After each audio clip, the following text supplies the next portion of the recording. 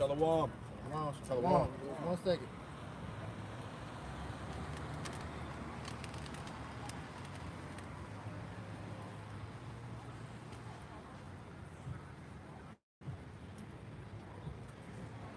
Trial of our faith, man. Right? We are in those times. That's right. Shalom. All right, before we get started, we want to go ahead and start off by giving all honor, praise, and glory to Yahweh, Ba'ashem, Yahushua, Ba'ashem, Rakakadash. Double honors to our apostles and elders of Great Millstone that taught us this truth and that rule well. And peace and salutation to the elect out there laboring on and believing in the name of Yahweh, Ba'ashem, Yahushua. To you, say Shalom. Shalom. Shalom, man. You know, as the title of the lesson say, man, this is the trial of our faith, man, because what we are seeing pretty much is the Lord beginning to bring the persecution on the earth, because we are witnessing the fall of Babylon, the fall of Esau's kingdom, man. And in the midst of doing all that, all right, you Israelites, you so-called Negro, Latino, and Native Americans, especially the ones that know that you're Israelites, all right, you're going to face heavy persecution coming in these last days, man. Because this devil is pretty much, you know, trying to get that birthright back, man. So with that being known, all right, this is the time to be getting your, pretty much your spiritual armor on, man. Because this devil is about to come down with great wrath. We go ahead and start with that. This verse Thessalonians chapter 5, verse 1. But of the times and the seasons, brethren, ye have no need that I write unto you. Right. The times and the season that we're in is what? Right here, Ecclesiastes 3. Yep. Because at the end of the day, man, you gotta know what times we're in, man. Yeah. You know? You gotta be able to discern, man. Like the brother said, hey, the war is already declared against Jake. All right? That's basically happened since of 2019, 2020, man. Right. All right? When you was the reason that this damn scam-demic, all right, you the reason why this shit is being prolonged, man. Right. You're looking at you become the face of everything that's wrong in the world, man. That's right. You know? This is the book of Ecclesiastes, chapter 3, and I'm going to start at the top, verse 1. To everything there is a season, and to a time to every purpose under the heaven. Right. And what season, you know, we're in is what you got to determine. You know what's going to go into that. Go ahead. Ecclesiastes chapter 3, verse 2. A time to be born, a time to die, a time to plant, and a time to pluck up that which is planted. A time to kill, a time to heal, a time to break down, and a time to build up. And what is being broken down, man? All right, this kingdom known as Babylon the Great, America, man. You know, because as we are seeing what's going on all throughout the world, you know, we are seeing that pretty much Babylon beginning to lose its power on the earth, man. You know, the dollar is on its way out. All right, these other countries pretty much are establishing their nuclear power, man. You know, y'all are going to bring that autograph. You know, all these different things are pretty much taking place to show you, that Babylon's on its way out, man. That's right. And that's happening all through the Israelites being woken up in the earth, man. You know? Matter of fact, here you go. Yep. You can read off the phone. Yep. Perfect. I'll bring it out. This is from the National Interest, and it's dated this week. It says, well, yesterday, October 1st, 2021. It says the topic is nuclear weapons. Region China. It says nuclear buildups, electromagnetic pulse weapons, and cyber attacks from Beijing and Moscow put the U.S. homeland at risk like never before. The times that we're in, right? Right. The United States has experienced a nearly unbroken string of catastrophic intelligence failures in the last 80 years. The Japanese attack on Pearl Harbor caught Americans by surprise in 1941, only to be followed by North Korea's invasion of South Korea and China's intervention in the Korean War a decade later. More recently, American intelligence failed to predict or warn U.S. policymakers about the terror attacks on September 11, 2001, or the recent outbreak of the deadly global Crown 19 plan, you know what, which has taken the lives of over 700,000 Americans and millions of more people around the world. It seems possible that the U.S. intelligence community will fail to predict, let alone provide advance warning of an existential nuclear, cyber, or electromagnetic pulse (EMP) attack upon the U.S. homeland from America's adversary. And what did I just say? That you Americans are unprepared for what's about to happen, man. Yep. You know, and a possible EMP attack can happen. You know, like I said, the nuclear war is on the horizon, and nobody knows about this except for the men of the Lord and the ones that's been looking at what's going on the earth, man. So with that being known, you should be paying attention to what's going on in the world, man. You know, be on these alternative news sites, man. Be on these other sites such as, you know, BitChute, banned from YouTube or whatever else, sites like that, Odyssey or whatever, because these are one of the real news articles that are coming out of, man. Yep. You know, you having the whole thing with this Pope, man. You know, all the drawbacks and side effects that's going on, all these people speaking out. So you got to know what time you're in, man. You know. That's right. This is the book of Ecclesiastes chapter 3, read verse 3 again. A time to kill, a time to heal, a time to break down, and a time to build up, a time to weep, and a time to laugh, a time to mourn, and a time to dance. Now you got Jake out here partaking in the folly that's going on the earth, thinking that it's still party time, man. Not knowing that niggas is dropping dead left and right, man. So knowing that, why the hell would you still continue to be in the house of mirth, man? You know? Can I get that real quick? Ecclesiastes 7. I think it's what 7 and 2 or 3. It said that it also said it was a time to break down. You Yeah. know? And everything in America is breaking down. The morality, the economy, the infrastructure, all right? The what else? Just everything about this that made this society is being broken apart, man. And this is all through the Spirit of the Lord. Morals and ethics. Yeah. See, when a nation, when a nation falls ethically and morally, it's only a matter of time before it actually falls in all the other ways. That's actually historic, man, because I forget the lady's name that brought it out, but she pretty much went into when transgenderism and all these, pretty much moral decline, goes. That foretells the fall of an empire, man. That's went through every empire that fell, man. You had that with Rome and Greek, man. The Grecian empire, man. Because Esau is the main one pushing this homoerotic agenda, man. So with that being known, that shows you that this place is breaking down as we speak, man. Yeah. And the Lord is imploding. You went into that a couple weeks ago, how he's imploding this place from the inside out, man. Because the Lord, he's all about gradualism, man. He's not gonna just bring it. He can bring it, but he wants this devil to feel it, man. Yeah, the decay of the society, is part of the judgment. That's right. Can I add on to that real quick? Isaiah 14 talks about Isaiah worm. Yeah, give me that. Yep, you know what I'm talking about. This is the book of Isaiah 14, starting at verse. Wherever verse is at, start up one verse. Okay. Matter of fact, it's Isaiah 14. And let's see. Isaiah 14, and I think it's around 10. Start at 9. 9. Yep. And read down to 11. Actually, read down to 12. All right. This is the book of Isaiah 14 and verse 9, and it reads, it says, hell from beneath is moved for thee to meet thee at thy coming. Yep. It stirred up the dead for thee. And the dead represents the other nations. All right, and that hell represents Esau's destruction. All right, because he's going down. All right, go ahead. Even all the chief ones of the earth. It hath raised up from their thrones all the kings of the nations. Right, so as we just read in that article about how Russia and China are winning the nuclear arms race, these nations know that America's at its weakest point, at its weakest level. So now it's time for this land to be taken. All right, so the Lord has put the spirit on the kings of the earth. All right, tells you that in Revelation 16 that he was going to rise up the kings from the east. All right, the eastern part of the world to come over here to make war with the west, basically. Go ahead. Verse 10, Isaiah 14 and 10, and they shall speak and say unto thee, art thou also become weak as we? See, have you also become weak as us? See, that's how we always bring out the playing field is level now, it's balanced now. Yeah, all right. Ain't nobody scared of America anymore. Nobody, man. Because at one point, it spoke about in the article about Pearl Harbor.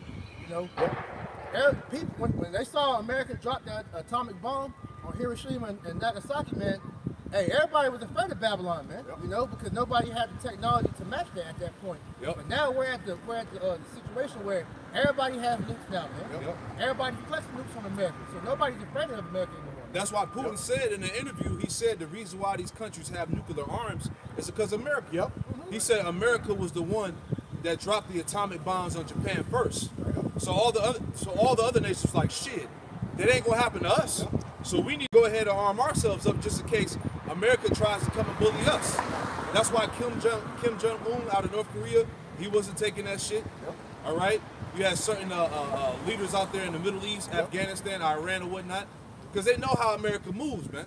That's why Kim Jong-un, I forgot who was the one they killed. Gaddafi. You know, they said that they didn't want to go out like Libya and Afghanistan. You see what I'm saying? So they ready, man. Go ahead, I'll finish it out. Isaiah 14:10, it says, and they shall speak unto thee, and say, art thou become as weak as we? Art thou become like unto us? Thy pomp is brought down to the grave, and the noise of thy vows, the worm is spread under thee, and the worms covered thee. Right, so it says their pump has gone down to the grave. Your pump is your pride, man. Everything, all the pride of America is destroyed, it's done. All right, and it said that read that part about the worms again. It says thy pomp, verse 11, is brought down to the grave. That's right. And the noise of thy vows, the worm is spread under thee, and the worms cover thee. Yeah, that goes into corrosion and decaying. All right, when a body decomposes in the earth, all right, what do you get? Worms. It decays that body, it breaks it down. That's what's happening to the society. This society is suffering from corrosion. It's breaking down, it's decaying, man. On all levels, man. The infrastructure, all right. Apostle Gabar did a lesson some years back. He went into the grade levels of all the infrastructures in Babylon, the buildings, the streets. All of them shits got D's and F's. You know, I remember him bringing that out. So everything about this place, when the scriptures say that Babylon is fallen, this place is literally fallen from its rulership and also in the internal aspect of it. You know. Hey, what happened in Miami a few months ago? Oh yeah. People that died, they say that they've been doing sending out these guys that do the testing on it, the graves. They said there's thousands of other structures in America. Come on, so you're gonna witness more of the shit that went down in Miami. You're gonna witness more bridges collapsing, more buildings falling down, more streets with sinkholes and shit. You know, hey, this we're reading it. This place is corroded. Read it one more time. I'll finish down to Isaiah 14:11. Thy pomp is brought down to the grave, and the noise of thy vows, the worm is spread under thee, and the worms cover thee. The worms cover thee. Go ahead. How art thou fallen from heaven, O Lucifer? How art thou fallen from heaven, O Lucifer, man? Okay, Lucifer. When you look up Lucifer in this verse, in the blue letter, it goes back to the king of Babylon, man. Esau, Edom, man. The light bearer, man. All right, so his ass is falling out of rulership, man. It's not talking about Satan getting kicked out of heaven, man, like these Christians go into, man. Okay, this is talking about this devil, this Esau, the so-called white man, being booted out of power, man. Okay, go ahead, Doc. O Lucifer, son of the morning, how art thou cut down to the ground? You see? Which didst weaken the nation. This nigga weakened the whole world, man. He put all nations to flight, man. He was the big bad bully of the earth at one point, man. Any more? For thou hast said in thine heart, I will ascend into heaven. I will exalt my throne above the stars of the Most High. Yep, and the stars of the Most High represent you Israelites. That's right. Go ahead. I will sit also upon the mount of the congregation in the sides of the north. Speaking on North America, because Esau is still ruling over Jake in slavery here in America, man. Go ahead. I will ascend above the heights of the clouds. I will be like the Most High. Right. See, this man has set him up. He just set himself up as God, man. And how he's done that on the earth is by mandating his legislations, this science, so-called, his pseudoscience. All right, this damn Crown 99 bullshit. All right, because as the elder was bringing out, this Crown 99 shit is another idol, man. He's making people bow down. All right, this is part of the image of the beast. You know. I got to add on to that. This is Jeremiah 50 and 23. This is the book of Jeremiah 50 and verse 23. Jeremiah 50 and 23. And it reads, how is the hammer of the whole earth cut asunder and broken? Because that's like I was going into, man. Like Babylon at one point was known as the hammer of the earth, man. You know, it was actually I forgot the Edomite that said it. General Wesley Clark. Yeah, he actually said that, man. That America is the hammer of the earth, man. Read it again. Yep. Jeremiah 50 and 23. How is the hammer of the whole earth cut asunder and broken. Right. So how was America cut asunder, man? Through the spirit power of Yahweh Shem Yahushua. Because he has his prophets out here prophesying the downfall of this place, and through the spirit, man, this place is falling, man. You know? And physically, we're seeing the fall of it. You know, we just went into examples of how this place is falling, man. So knowing that Esau was going out of power, this devil is trying to fight back against the Lord, man, which he's starting with the Lord's people, man. You know?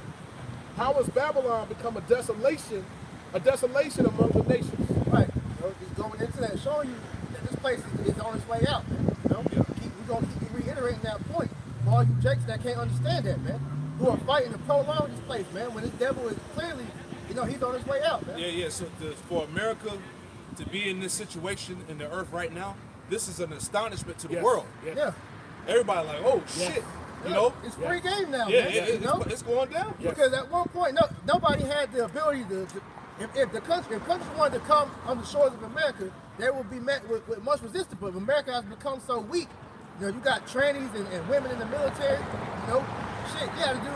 They had to weaken the pretty much the interest to get into it because nobody wants to join. Yep. Everybody's fat. Yep. You know, overweight. Yep. You know, so the military itself is weak, man. So nobody fears this place anymore, man. You know. And it's funny you say that too, because during the time of war, and I witnessed this being in.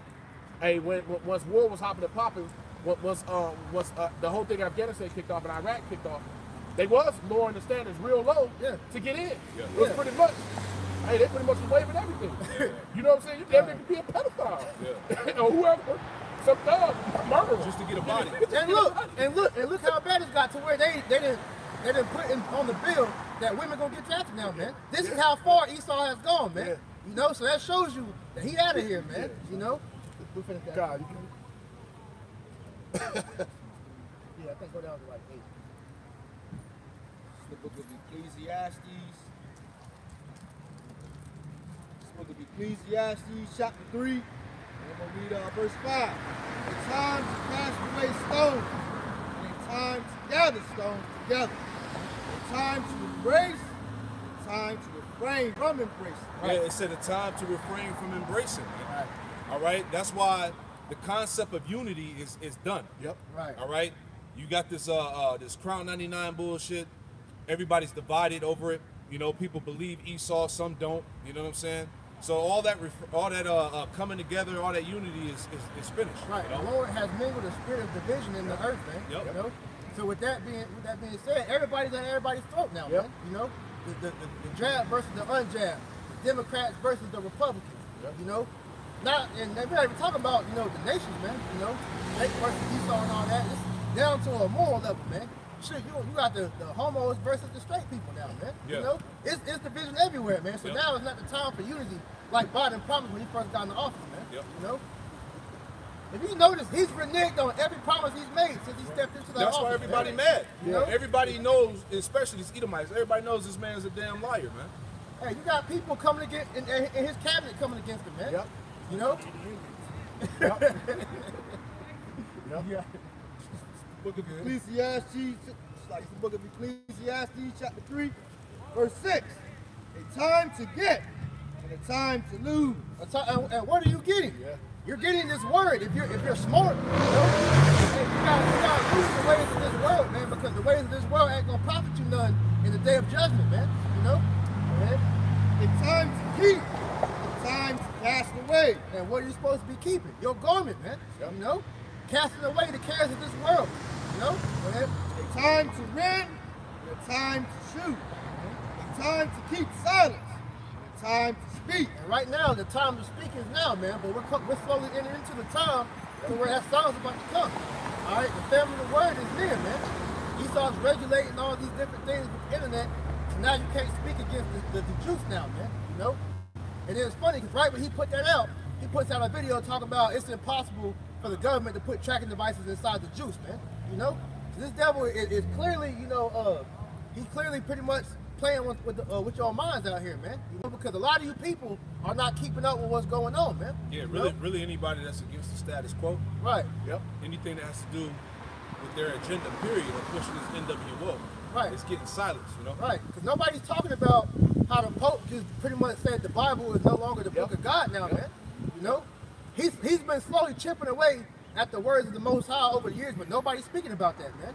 You know, how he's slowly stripping your rights away. You know, he just re-signed the second part of the Patriot Act, which pretty much allows him to strip you of everything, man. You still got Agenda 21, you still got Project Megiddo, Rex 84, things of that nature. Nobody's speaking about things like that because nobody knows these things because our people aren't prudent, you know? Yep. You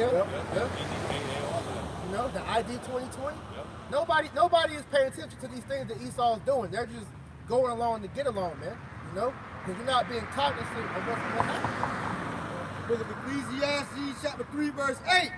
A time to love, and a time to hate. A time of war, and a time of peace. And this is the time of war. All right. This is the time to where you should be getting, like I said earlier, getting your spiritual armor on, man. All right, because as they're doing in Ephesians 6:12, all right, we are at war, you know, a spiritual war, man. This devil wants your spirit. Yep. That's why he wants all you juice, man, because when you take that juice, it cuts off your connection to the Most High, man. And he pretty much makes you a patent that now you belong to the government, man, you know?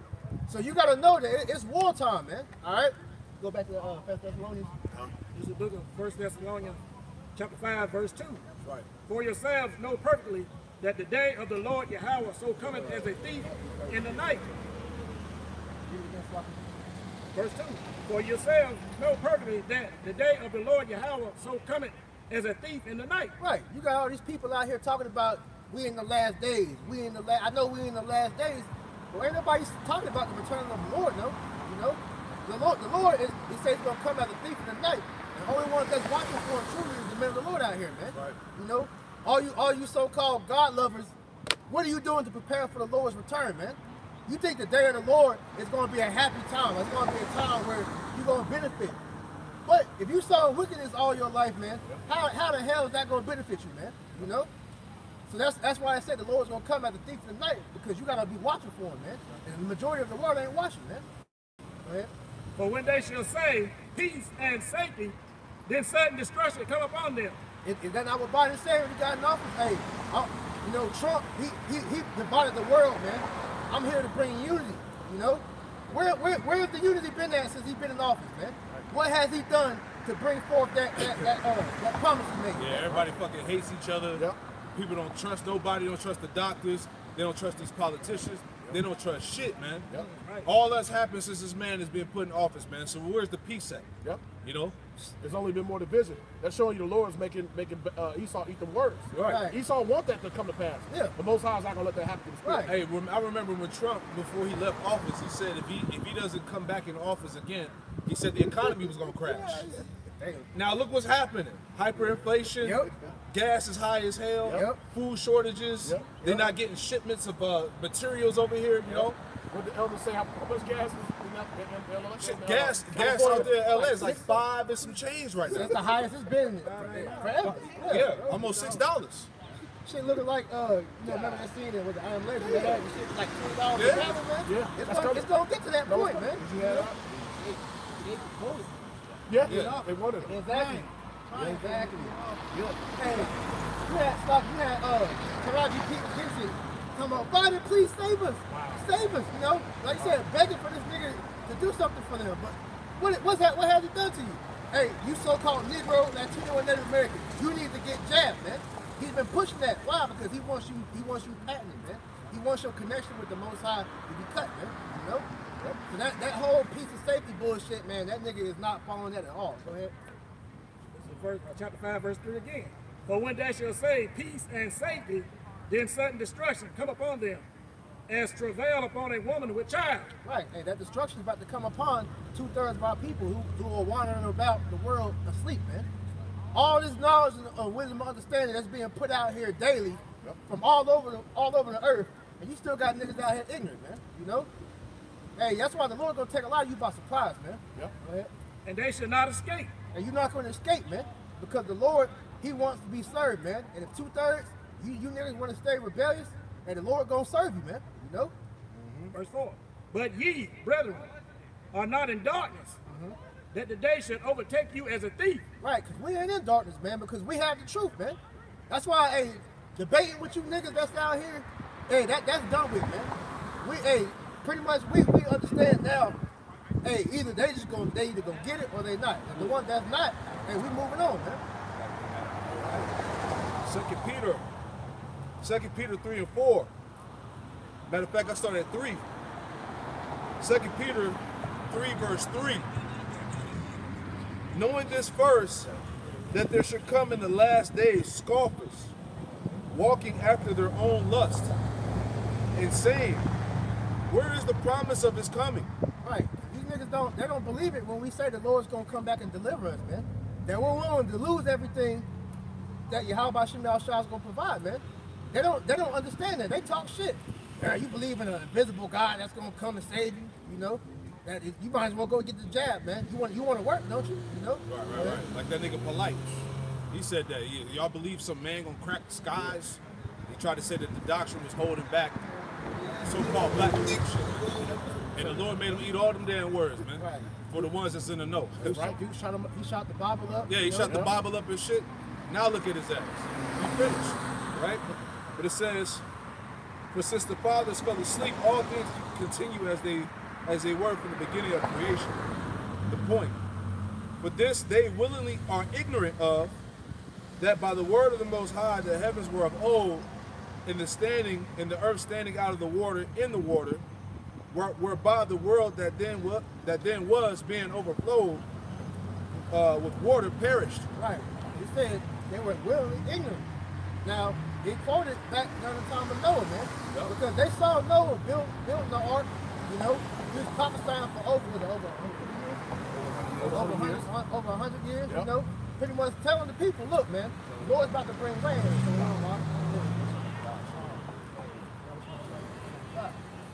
So yeah, the Lord said he was going to bring rain. And what happened, man? And the people, they laughed at him. They mocked. They were still giving him the marriage, you know, doing all that bullshit. And what happened? When the flood came, man, niggas started scrambling. It's gonna be the same thing going on now, man. Yep. So all you, like I said earlier, we ain't about to do the back and forth thing with you no more, because we understand that this devil, he's trying to kill you, you know. So if you want to get juice, go ahead and get juice, and suffer the consequences of that, man. Ultimately, hey, when the Lord pretty much shuts this place down, and you pretty much scrambling to figure out how you're gonna feed your family, then you're gonna be looking. Hey, what was that Bible stuff you were talking about? You know, you say have faith, right? What's the name again? All that. But it's going to be too late, man. Yep. You know, the doors of mercy are going to be closed for you at that point, man. That's right. Go ahead. You go back. This is verse 4 again. But ye, brethren, are not in darkness, that the day shall overcome take you as a thief. Ye are all children of light, and the children of the day. We are not of the night, nor of darkness. Right. We are the children of the light. Why? Because Yahweh Shem Shah has shined that light upon us. Got the Isaiah 61. Yep. At the end of the day, man, hey, you gotta walk like you got sense nowadays, in these times, man. You know, because having wisdom is gonna be the most important thing to get you through what's about to happen in this earth, man. So you gotta walk like you have the light, man. That's right. This is the book of Isaiah, chapter 60, verse 1.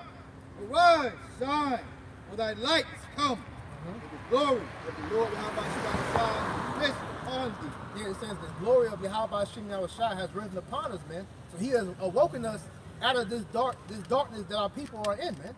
You know, the elect of our people have been woken up, man. You know? Go ahead. Verse 2, for behold, darkness shall cover the earth, and gross darkness the people. Yeah, and the people in gross darkness, man.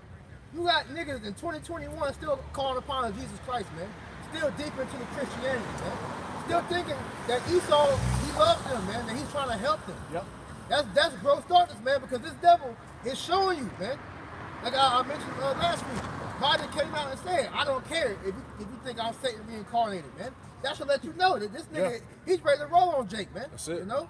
Go ahead. Verse 2, for behold, the darkness shall cover the earth, and gross darkness the people. For the Lord Yahweh Shem Shai shall rise upon thee, and his glory shall be seen upon thee. And his glory is being seen now, because we're out here on the highways and byways, out for everybody to see us, man. And yet you got our people riding by, you know, laughing, you know, probably talking shit in their minds. And that's going to come back on them in that day, because they wanted to stay asleep. They wanted to stay in darkness. When the Lord brings that judgment, he's going to replay that memory of that, man. Hey, I gave you the opportunity. Why did you take advantage, man? You know? This is 1 Thessalonians chapter 5, verse 6. Therefore let us not sleep as do others, but let us watch and be sober. Yeah, man, it's at the time to be asleep. Tells you that Romans 13:11, man. Now is the high time to awake out of sleep, man, because we're at the end. Man, we about to go home, man. You know, the Lord's about to come back and deliver us, man. So now it's time to be in hyperdrive, man. Doing everything you can to show you how by Shem Yahushua you believe, so he can come save you, man. You know? Go ahead. For they that sleep, sleep in the night. And they that be drunken are drunken in the night. But let us who are of the day be sober. Yeah, let us be sober, man. Being aware, you know? Go ahead. Putting on the breastplate of faith and love, and for a helmet, the hope of salvation. And that's that armor I was speaking about earlier, man. Being fully prepared for all the things the devil is trying to come down upon you with, man. You know? So you can be, you know, prepared to pretty much quench the fiery darts of the wicked, as the scriptures say, man. This devil, hey, you can't put nothing past him, man. Everything that he does, man, is involved in destroying you, man. Defiling you, man. You know? Can you somebody get Matthew 16? Read verses 2 to 4. All right, because the scripture we just read, it emphasized being sober. Like the priest was going into, part of that being sober is understanding your surroundings, man. All right, and which our people don't exercise. Because part of understanding your surroundings is discerning the times. Yep. Understanding the time and season that we are in the earth, man. Yep. All right, whoever got that. Matthew 16, verse 2. He answered and said unto them, when it is evening, ye say, it will be fair weather, for the sky is red. Yeah. See, Jake knows the seasons. He knows when it's going to rain and all of that. Go ahead. Verse 3. And in the morning, it will be foul weather today. Yep. For the sky is red and the lowering. Mm-hmm. O ye hypocrites, ye can discern the face of the sky, but ye cannot discern the signs of the times. Yeah, exactly. Jake can discern everything but the signs of the times, the season he in, man. All right? We're in a time of Jacob's trouble, man. That great temptation, the hour of temptation that's coming on the earth. Any more, Rob? Yep, verse 4. A wicked and adulterous generation seeketh after a sign, and there shall no sign be given unto it. Yeah. You see, 2/3 of our people, which represent that wicked and adulterous generation, they seek after a sign, but you have the signs. Yep, that's what I'm about to say. All right? Yep. Which is the prophets. Yeah. You know? The fact that we're out here prophesying unto you, giving you this word, giving you the warnings, man. For free, that's the sign within itself. Worldwide, man. But Jake want the Most High to crack the clouds and speak to him personally, man. The Lord don't work like that, man. You know, so there comes a time where you got to humble the hell down and present yourself before the house of the Lord, man. Yeah, they want an angel to come down, an actual angel to come down and profess the message to him, which actuality, we are the angels, man. Yeah, because all angel means is messengers. Yeah, right? we the messengers, man. But our people, they're so carnal-minded, they can't see what the Lord's trying to show them, man. But surely the Lord will do nothing but to reveal the secrets unto the prophet. That's it. As the scripture said. That's it. I'm going to finish off 4 right quick. Yep. But the sign of the prophet Jonas, and he left them and departed. There you go. That's what we just said, We man. represent Jonas in the spirit. Right. We're doing the same thing Jonas is doing, man. This is some of the signs the Lord sent his calling people out here. This is St. Luke, chapter 21, verse 25. And there shall be signs in the sun and in the moon. You can see all these blood moons, you know, super moons, rose moons, you know, different things going on in the heavens. Hey, that's the Lord giving you signs that something about to happen. Hey, another sign brother just sent to me today. 57 earthquakes, 57 volcano eruptions went off at the same time. Was it yesterday, he said? Come on, Hey, man. another sign too was on the Day of Atonement, what was it, the Red Sea or one of them seas over there? And Turn red, right? it turned blood red, man. You know, on the Day of Atonement. Yep. So that'll show you, man. And then another way you let you know, we had back last year, man. Right after the Passover, what happened? The thing happened, man. Yep. You know, the plan thing, man. Yep. You know?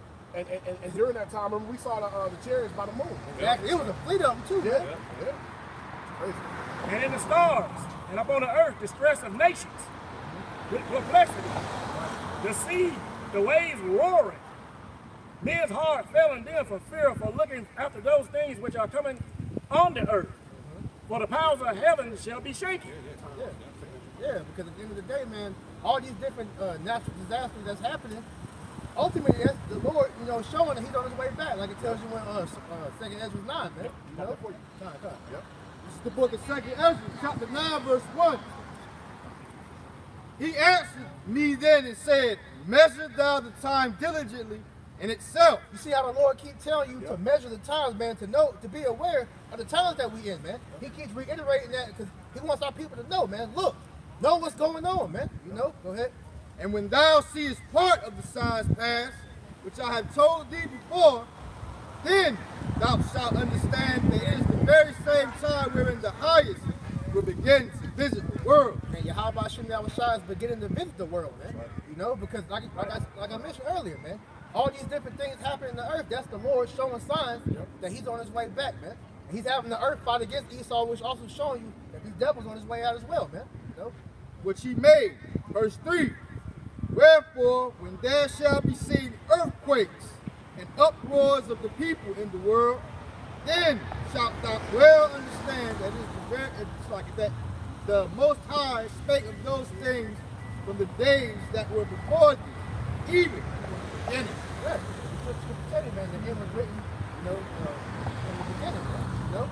So this place was destined to fall before it was even incepted, man. So all these different things that's happening is just reiterating that the fact that how about Yahweh bringing this place down, man. He's having the whole earth begin to fight against Esau, man. The people, the animals, the planet, everything. You know, they're fighting against this devil, man. Because it's time for this man to fall. So who are you dumbass jakes to keep trying to, you know, help this man stay in power, man? You know? Second Ezra 9:5. But like as all that is made in the world have a beginning and an end, and the end is manifest. The end is manifest, man.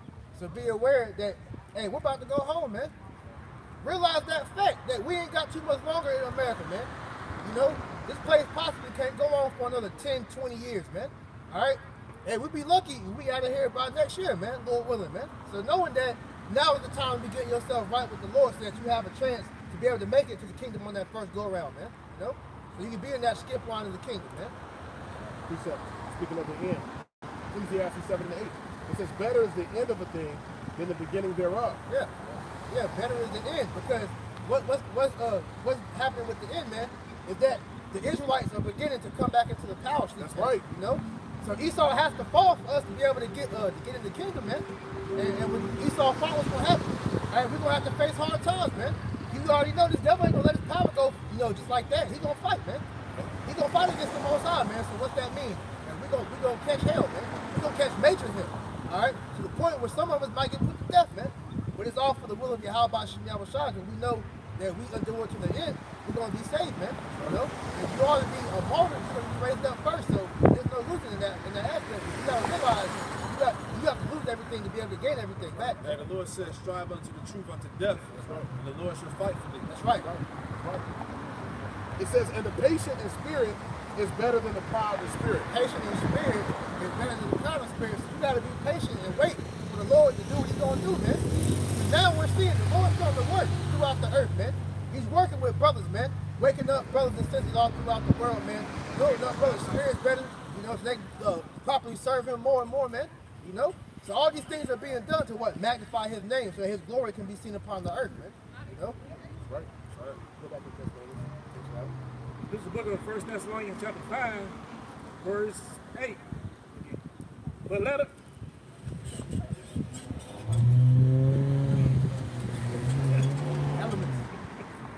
But let us who are of the day be sober, putting on the breastplate, faith and love, and for a helmet, the hope of salvation. For the Most High has not appointed us to wrath, but to obtain salvation by our Lord, Yahushua HaMashiach. That's the mind state you got to keep, you know, to keep yourself saying these things. The Lord didn't ordain us to be destroyed, man, because he gave us the truth. He gave us the light, man. You know, we're better off than majority of the world. Why? Because we have the blueprint of how it's going to go down, man.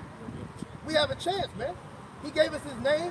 He gave us, you know, our language back, you know, gave us the knowledge of understanding. So, man, why not fight, man? You've been given all the tools you need to fight. So, hey, make sure you're doing what you got to do in the spirit, man.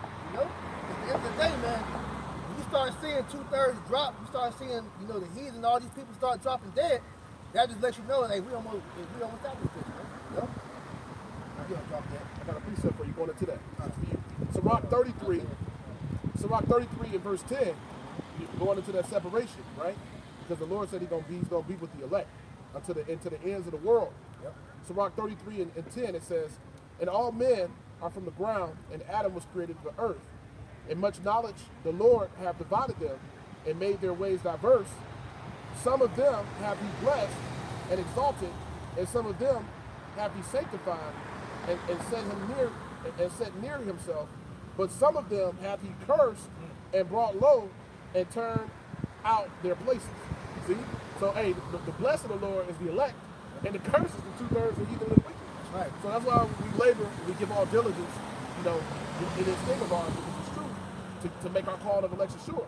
Because we don't want to, we pray that we're not of those that you know, that turn back, that's going to be destroyed. You see the children around. Right. So we want to be of those that he blessed. Right. You see what I'm saying?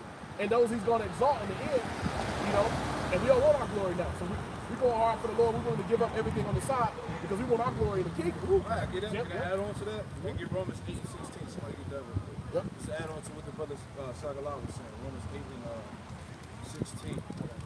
This is Romans chapter 8, verse 16.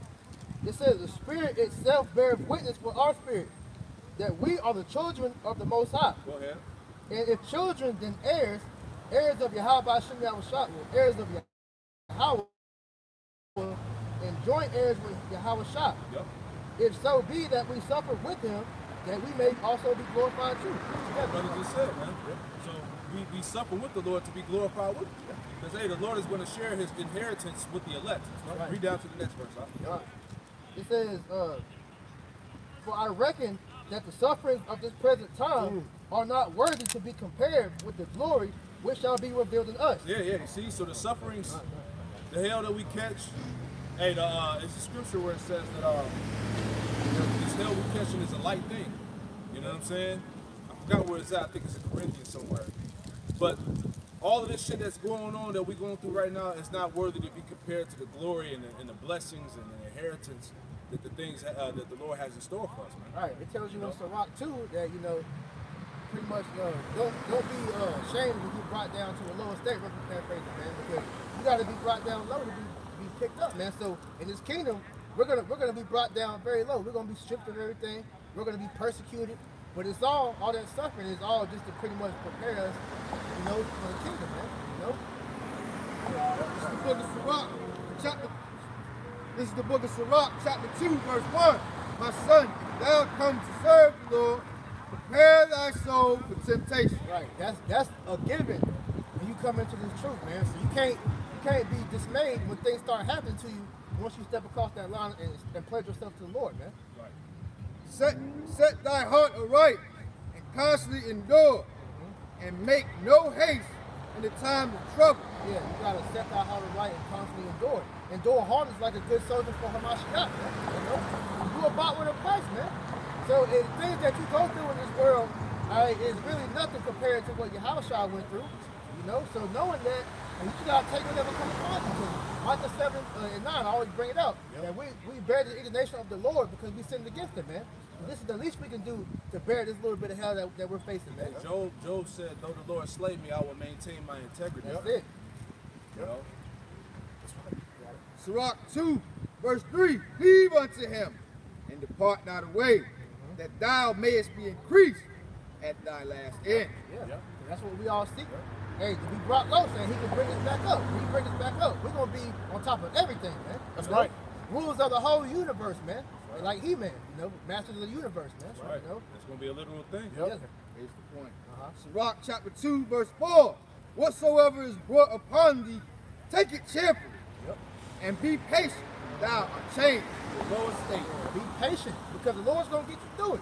You just gotta feel that fire, man. Yep. Hey, like how pretty much the Lord had Daniel, Shadrach, Meshach, and Abednego be put in that furnace, and we're being put in that furnace of affliction, man. You know, the hell to show you, are you worthy for me to deliver you, man? Yep. You know, we gotta prove ourselves to Yahweh Shem Yahushua, which means that we gotta go through the hell. But what gives us comfort while we go through that hell is this wisdom, man. Yep. So fear, man.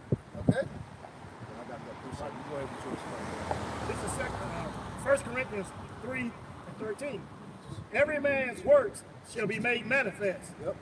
For the day shall declare it, because it shall be revealed by fire, and the fire shall try every man's work of what sort it is. Right. So that fire is going to prove you to show if you're really a man of the Lord or not, man.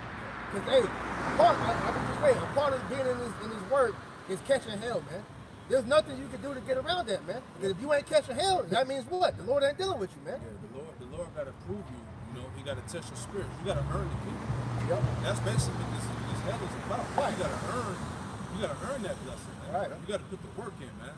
You know, the Lord got to see what your integrity is, man. Yeah. You know? Because when you finally get through all that and you pretty much obtain the kingdom, you're going to appreciate it.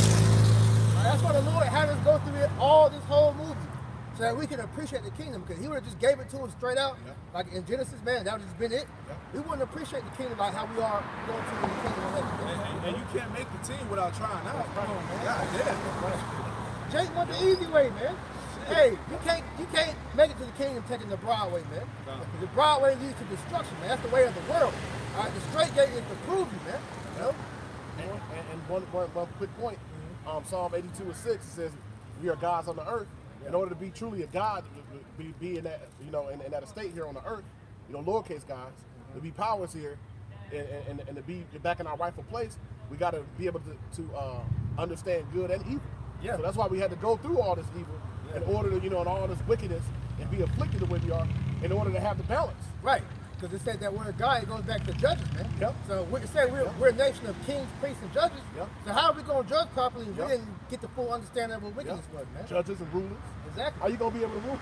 You have to have that balance. Right. So we're going through all this. So when we get the rulership seat, all right, we're gonna have a zero policy of wickedness, man. Yep. All right, you nations go off, you're gonna get judged swiftly, man. You know, and we're gonna be perfect. You know, that's another promise the Lord's gonna give us if we endure unto the end. That's right. All right, we're gonna get new bodies, and the law, statutes, commandments is gonna be put in our inward parts, man.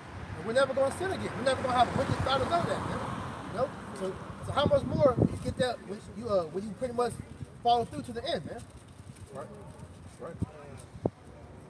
Yeah, go ahead. No, we'll bring out this. This 1 Corinthians chapter 3, verse 16. Know ye not that ye are the temple of the Most High, that the Spirit of the Most High dwelleth in you. If any man defile the temple of the Most High, him shall the Most High destroy. And that's heavy because Esau knows that we're the temple of the Most High. That's why he wants you juice, man. Put all them filthy abominations within your spirit. You're going to disconnect your pineal gland, man. You know? So he's doing all this for a reason, because this devil knows, man. Go ahead. For the temple of the Most High is holy, which temple ye are in. Which temple ye are. Yep. So these bodies don't belong to us, man. They belong to Yahweh Shem Yahushua. So we're supposed to treat it as such, man. This is the book of 2 Corinthians 4 and 16, and it reads, "For which cause we faint not, but though our outward man perish, yet the inward man is renewed day by day." And the spirits that's within us are renewed day by day. All right? When you look up that word renewed, it basically goes into how the Lord is growing us up in the spirit. You know? Go ahead.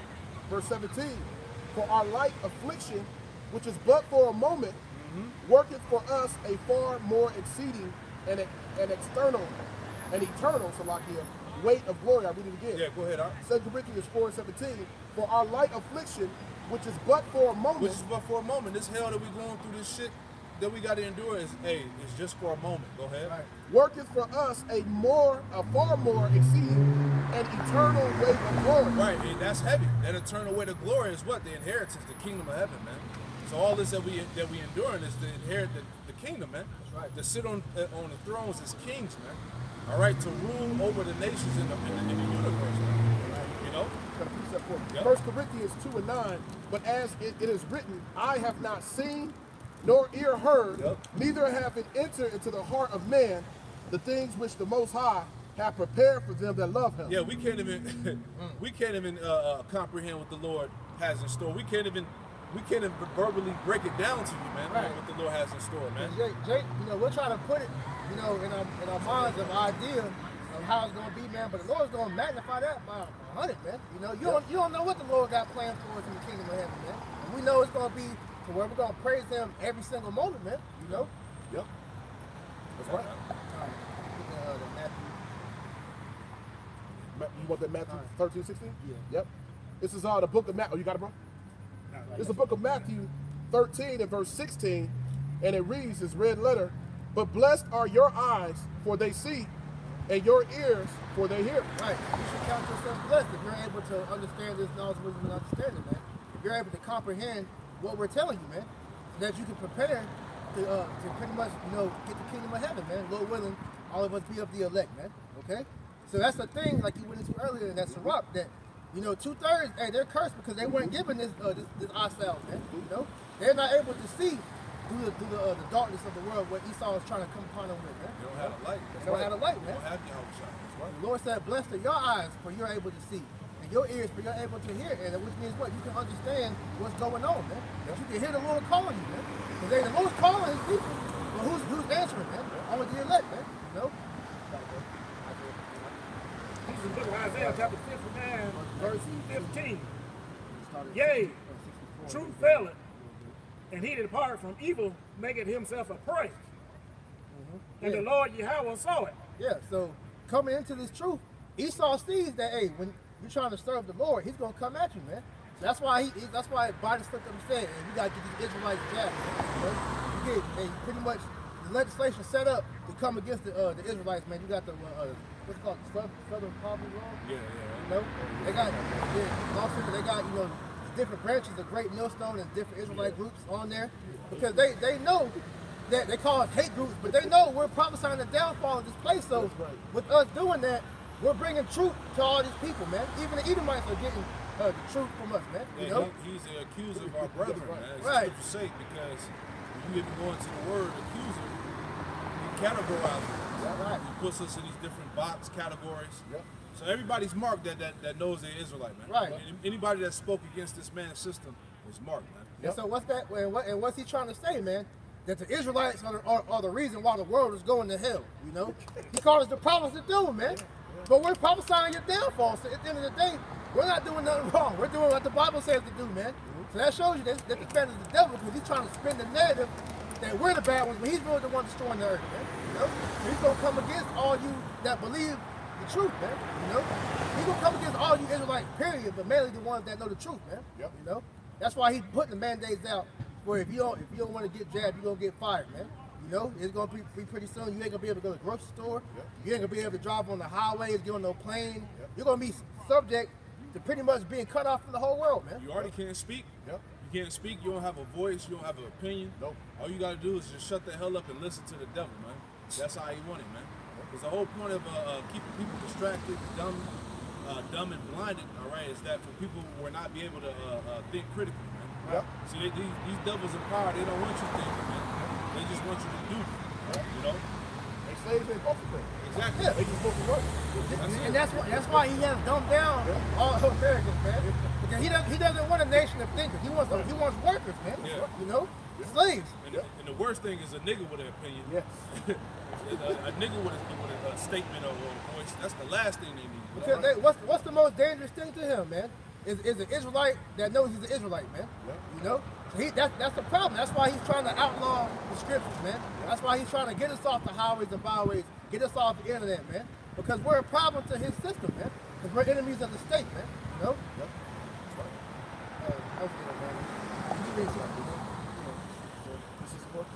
This is the book of 1 Maccabees 2 and verse 64.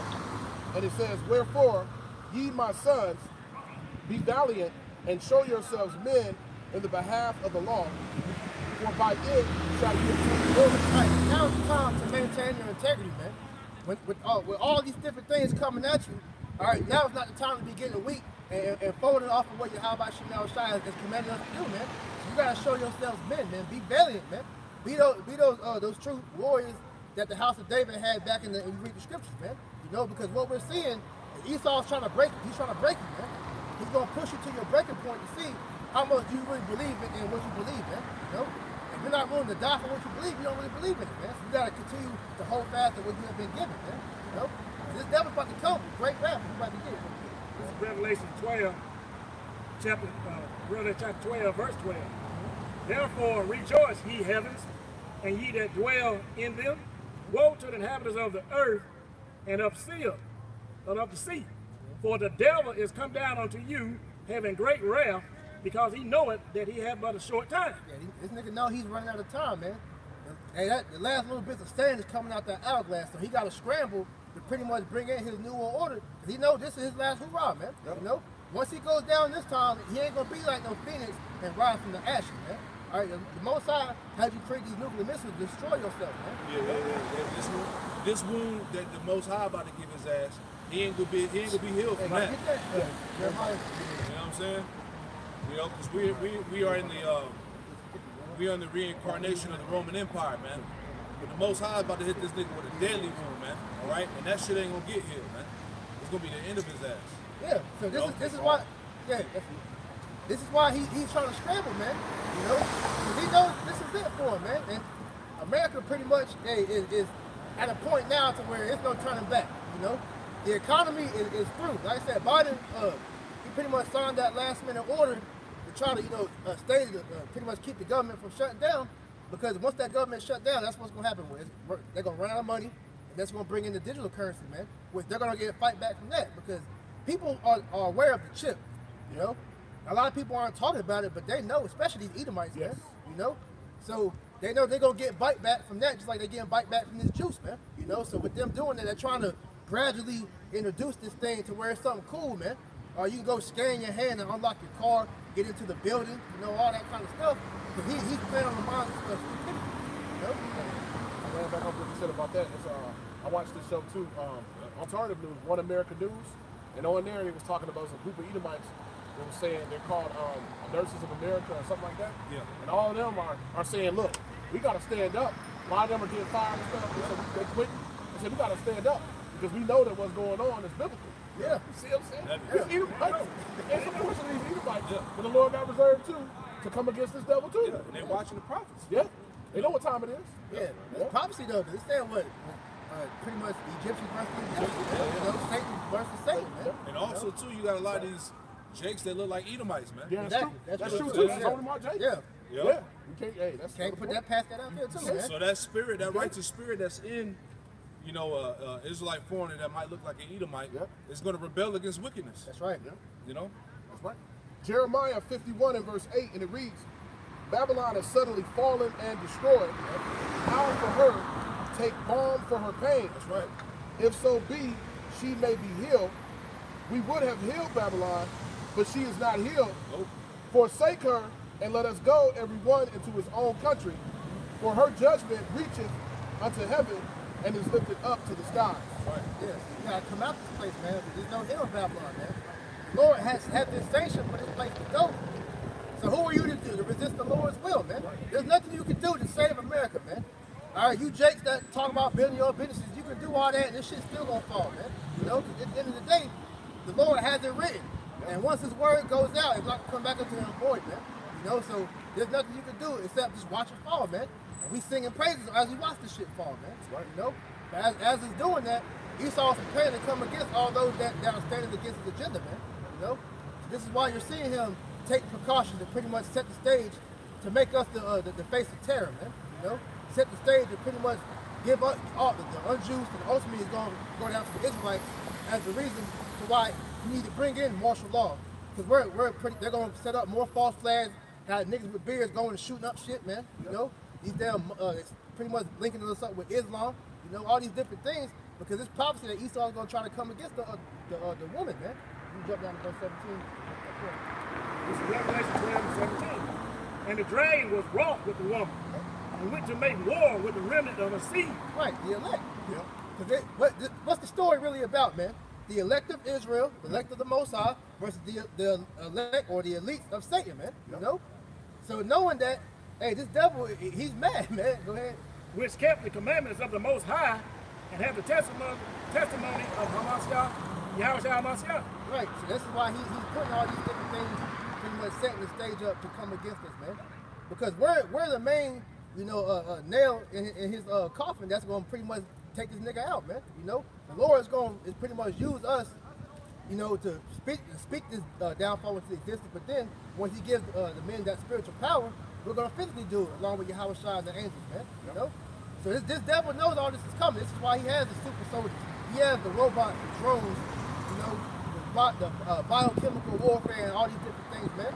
Because he knows that he can't fight us, toe to toe. He gotta go through these different measures to pretty much make us weak, he can take us down. And at least know that, man. It was written that Edomite that they put to death. What's his name?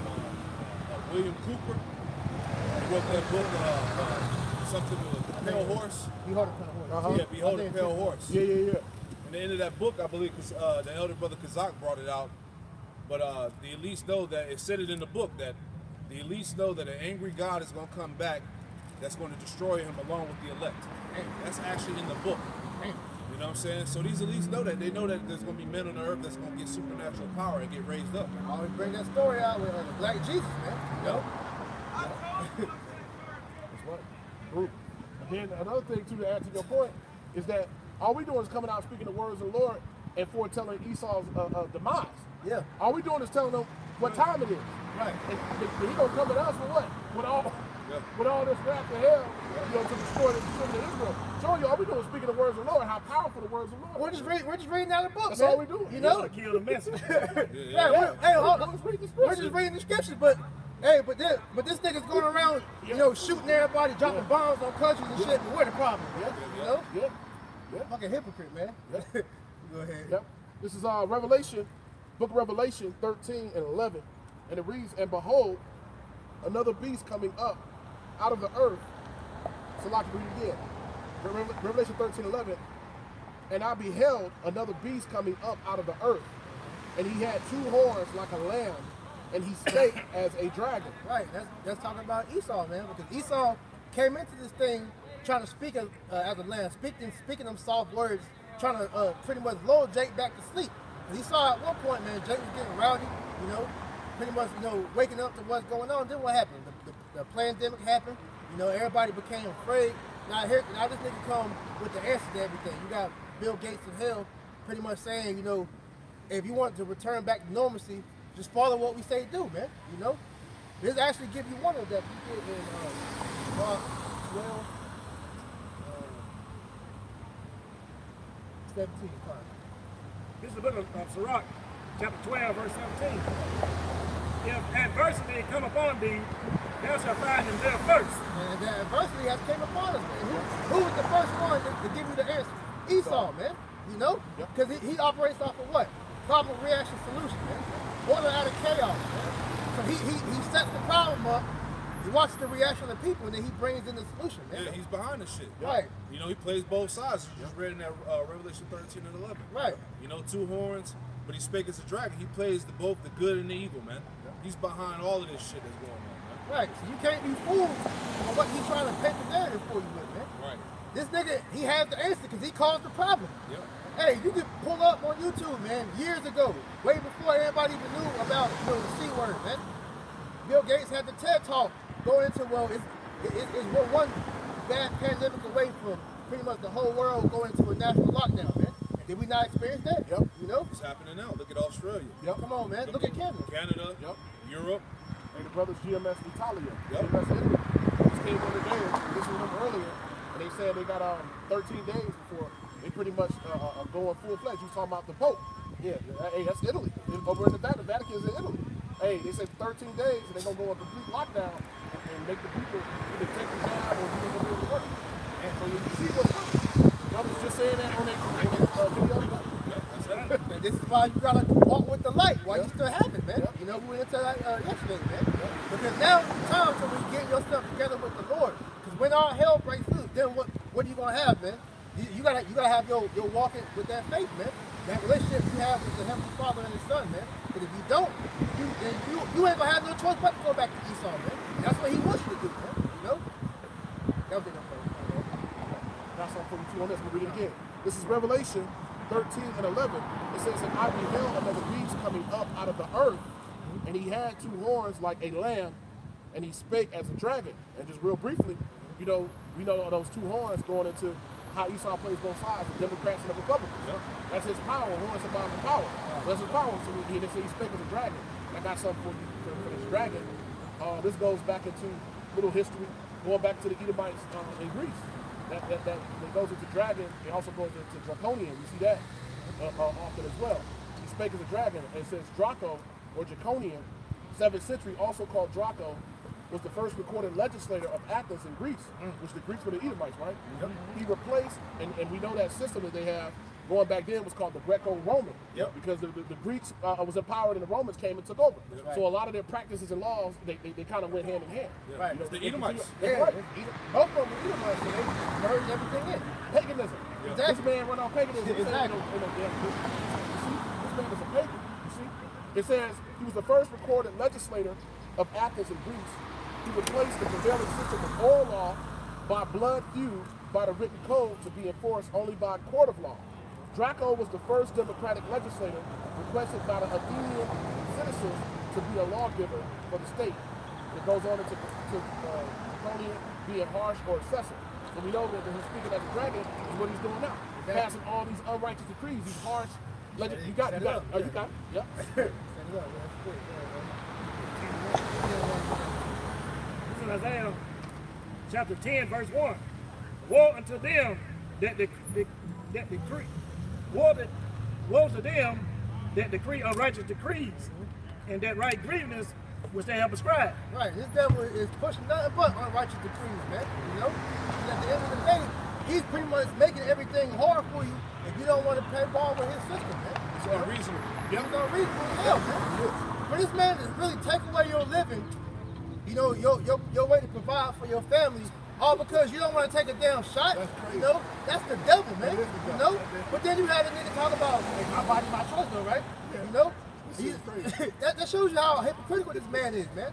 You got them guys, Kyrie Irving and Andrew Wiggins, pretty much being talked shit about in the media, all because they don't want to take the juice, man. And you had that reporter pretty much get cut up by Wiggins, and she was like, well, you know, you're bound to lose a lot of money if you don't want to get the shot. Hey, that's my problem, man. He's like, yo, I don't have to explain my personal reasons, my beliefs, because I don't want to do something that you said. Because it's like, this is not political, man, right? This is my body, man. I control what I can put in my body, man. You know? But this devil says what? Your body ain't your body. You belong to me, man. You know? That's what his way of being God. Verse 2. Turn aside the needy from the judgment, and take away the right from the poor of my people. That widows may be their prey, and they may rob the fatherless. Turn aside the needy from judgment, and take away the right from the poor of my people. Right, so he has all these unrighteous decrees pretty much set up to force you Jakes to go off, man. You know? Sin on the sin. To add sin upon sin, man. This is why you can't take refuge in Egypt, man. You know? You Jakes don't want to make your covering Esau in his ways, man. Esau's going to do more and more to make you defile yourself, man. That's why when you go into pretty much trying to get up in society, you got to sell out. And what do you do when you sell out, man? You become defiled, man. You drink blood, you let another man run up inside you, you know? You sucking seed, man, you know? All these different type of the nasty ass things he have you do, all to do what? To make you go off, man. To make you abominable to the Heavenly Father, man. To detach you from him. That's right. That widows may be their prey, and that they may rob the fatherless. Right, because his whole point is to pretty much take you away from your how about Shemal Shah and make you his slave, man. You know? Because in this world, you gotta understand, you can only serve two masters. You either serve the Lord or you gonna serve Satan. If you ain't serving the Lord, that means what? You serving Satan, man. I got something for you real quick. That's right. We just talked about. This is Sirach or Ecclesiasticus chapter 10, verse 9. It says, why is earth and ashes proud? There is not a more wicked thing than a covetous man, for such as one setteth his own soul to sale, because while he liveth, he casteth away his bowels. All right. So these niggas that have sold out to get the bag to have a certain status in this world, the scriptures say they cast away their bowels. That word bowels goes back to your morals and integrity. Because in order for you to have the world and all of this shit from Satan, you got to do these defile acts. And when you do these defile acts, you cast away your bowels, your morals and integrity, man. You know, that's why a lot of these niggas you see, especially these Jakes, that's in the rap world, entertainment or whatever, they all on drugs and shit. You know, they bugged out because they had to do a lot of wild shit to obtain the riches, man. You know? That's why the Lord gonna kill them niggas, man. Right. You know? And a part of that too, man, because we know, once again, all you niggas know the truth, you know? All you know, you Israelite, y'all watch the videos, you know?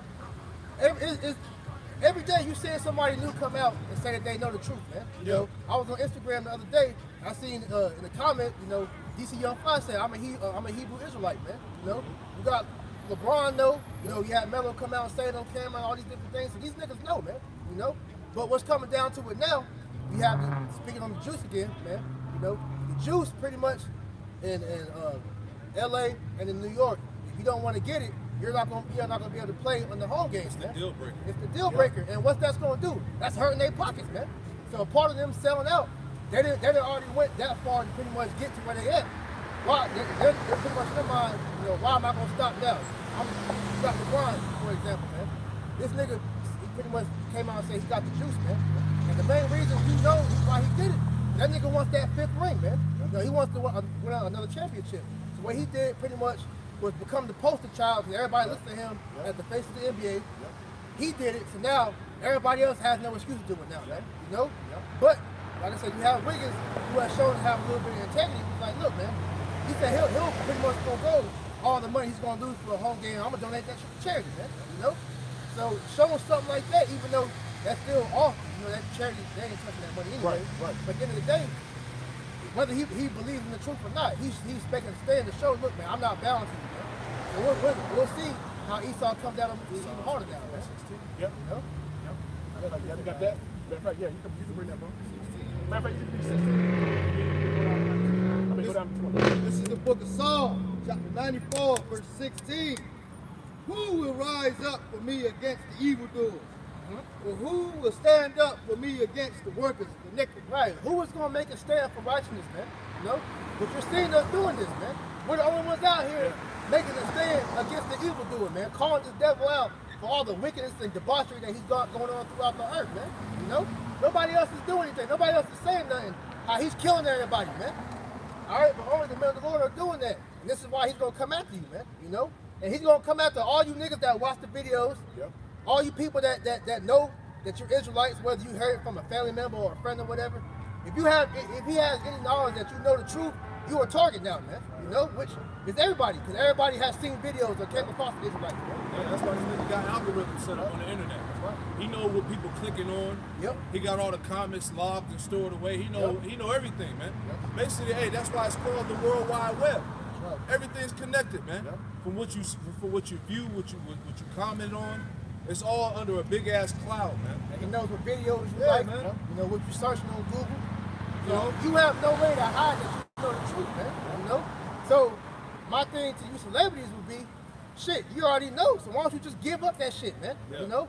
Fuck this world. Come out the world, because you already know that this shit gonna fall. You trying to save yourself. As a matter of fact, can somebody get that? He that looking to save his life shall lose it. You know? You did a video about how celebrities don't have to make a choice. Right. You gotta, now is the time. I keep saying this week after week, man. The Lord is drawing that line between, is you gonna serve him or not? All right? Hey, that's why we said don't be surprised if you see more of these Jake household names pop up at the camps. True. Like, don't be shocked. Yeah. You know? Yeah. Today, now is the time to where they see him, man. All right, Esau, he's ready to go so bad that he's doing away with the bread and circus shit now, man. So he's like, look, I'm gonna cut down all that shit, man. You gonna play ball or not? So these celebrities looking at it like, man, is this money worth it? Is this fame worth it? You know? Right.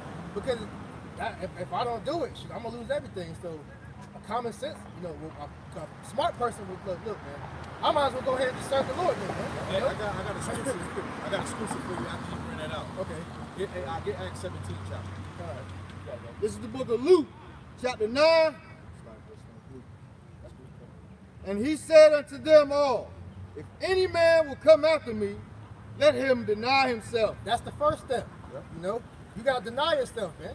Because no matter what, let's say it like this: the Lord does not care about your status in the world, man. He don't give a damn if you're a billionaire or if you're a peon, man. If you're an Israelite, your duty is to serve the Lord, man. Yep. You know. So if you're gonna come to serve the Lord, the first step is to humble yourself, man. Come out of the world, man. And take up his cross. Take up your cross, man, which is what? Going through that hell, man. Daily. And follow me. Yep. Verse 24, for whosoever will save his life shall lose it. But whosoever will lose his life for my sake the same. Right. So Save you trying to save yourself. Ultimately, you're gonna be destroyed, man. You know. And a lot of you people are doing that by taking the damn juice, man. You know, getting poked up. Well, you know, Esau says that this is gonna protect me. Then you get poked up and you die, or you get messed up, man. You know. And so how much more you trying to do everything else to try to save yourself? You want to save your career because you want to drop another album or get another contract or whatever, man. All right, you're gonna lose your life, man. But if you lose your life for the Lord's sake, you're gonna gain it, man. Which is what we've done. We've thrown our lives, whatever dreams and aspirations we had for this world, we threw those shits to the side because we knew that this world is gonna be destroyed anyway. So it's pointless, man. All right, we're doing this to gain the world to come, man. Fuck this world, man. You know. What? On that? Yeah, start at 2, read down to 12. Yep. Because it's the time we in right now. All right, I just want to make an example dealing with people. And when I say people, I'm talking about these jakes that got status. All right, influence. Go ahead. Acts 17:2, and it reads, and Paul, as his manner was, went in unto them, and three Sabbath days reasoned with them out of the scriptures, opening and alleging that Hamashiach must needs have suffered and risen again from the dead, and that this Yahushai, whom I preach unto you, is the Hamashiach. And some of them believed and consorted with Paul and Silas, and some of the devout Greeks, a great multitude, and of the chief woman, not a few. Now, these devout Greeks, these were Israelite foreigners. It said devout Greeks because these were Israelite foreigners that had status around the area where Paul was at. Okay, go ahead.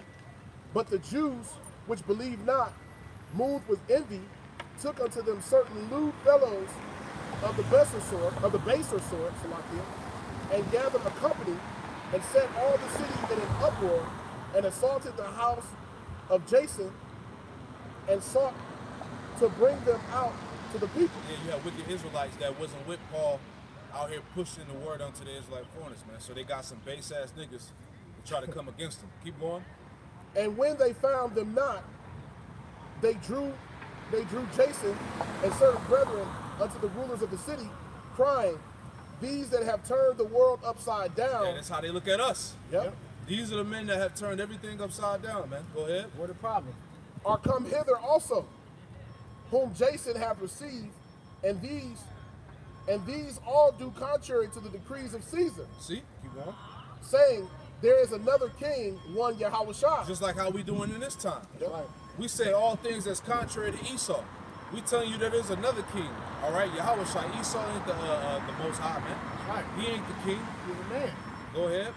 And they troubled the people and the rulers of the city when they heard these You things. see that? And we troubling the people. We troubling the rulers of the city. Like it tells you Isaiah 13:1 that this word has gone up to the gates of the nobles. Go ahead. Verse 9, and when they had taken security of Jason and of the others, they let them go. And the brethren immediately sent away Paul and Silas by night into Berea, who coming thither went into the synagogue of the Jews. Yep. Jump down to 12 is the point. Verse 12, therefore many of them believed Therefore many of them believe. Go ahead. also of honorable women, which were Greeks, and of men, not a few. Now, when you go into this word honorable, it goes into well-known, all right, or that had status. Yep. So it's the same thing that's going on right now in America. Yep. All right, you got jakes that have status, celebrities, entertainers, athletes that are hearing the word, man. Yep. You know, that know that they're Israelites, they're hearing the truth. That's why what the priest was going into. Yep. These jakes that's hearing his word, and you see the bullshit with the mandates and all that, man, it's time for you to drop that shit, man. Right. It's time for you to drop your status and come into the truth so that you may be saved, man. right. You know? In 1 Corinthians 1st chapter talk about the mighty and the renowned. Yeah. There are mighty those into that. You know, those of influence. Yep. Hey, so you jakes of influence, hey, you can play around with it if you want to. Yeah. This opportunity might not be there, it's all through the spirit. Yeah. You know, but ultimately, hey, the Lord said he stretched out his hand all the day long. Right. That's what stretched his hand. Not many, matter of fact, get that. Yeah, I'm gonna get that. 1 real Corinthians quick. 1. Matter of fact, I'll look it up. I'll look it up in a minute. You know? 1 Corinthians 1. Because you're gonna have certain men that have status in the world, and I'm talking about Jake, that has so-called celebrity status that's gonna be saved. You know, that's gonna believe. You know, you got Jake from all manners of life coming into this thing, man. That's right. You know, Like I said, it starts with what? Denying yourself, man. that's the thing that a lot of the people of the world refuse to do, man, because through pride, man. You know? They think because they got $1 million in the bank account, they got however many subscribers on Instagram or Facebook or whatever, they think that makes them somebody above, pretty much humble yourself, man. And like I said, the Lord does not give a damn about your status or who you are in this world, man. If He made you rich, man. Just as easy as He made you rich, He can make you poor if you want it, man. Right. Hey, J. Cole said something like, what did he say? He said, if you broke clowning on a millionaire, the joke's on you. But what about if they crash the economy? The joke gonna be on you. The joke gonna be on you niggas, man. Because right now, you only boast because you got that money, man. Right. This money is about to be obsolete, man, because most of these niggas that are bound to that cash, they gonna sell out anyway and take the MOTB. Right, because they can't give it up, man. Because that money ultimately is like a talisman that has them bound by it, man. So now that they worship money. Money is their god now, man. So all Esau got to do is dangle that dollar in front of them. They're going to do whatever the hell he tells them to do to get it, man. Yep. You got that for you. I got the word mighty. Okay. This is the book of 1 Corinthians, chapter 1, verse 26. Yep. For ye shall see your calling, brethren, now that not many wise men after the flesh, not many mighty men, not many noble are called. Right, now, it said not many wise men, okay? That's why you don't have these top scholars that's in the faith, the Umar Johnsons, the Cornell West, Henry Louis Gates, all these so-called intelligent blacks in the faith. So-called intelligent. Right? Now it said that word mighty, give me that. This is the word mighty, G1415, the word is dynatos. Dynatos looks like dynasty. It says able, powerful, mighty, strong, mighty in wealth and influence. Mighty, that's the key point. Mighty in wealth and influence. Okay? That's these celebrities, these rappers, these entertainers, these actors. All right? The Lord said not many mighty are called into the faith, man. So it ain't gonna be many, but it could be a couple, it could be some.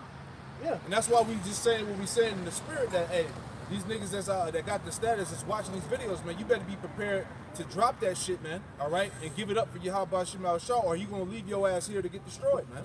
And you gotta drop it by choice. You can't wait until Esau crashes this shit to be like, nah, I'm gonna go do it now, because by then it's gonna be too late.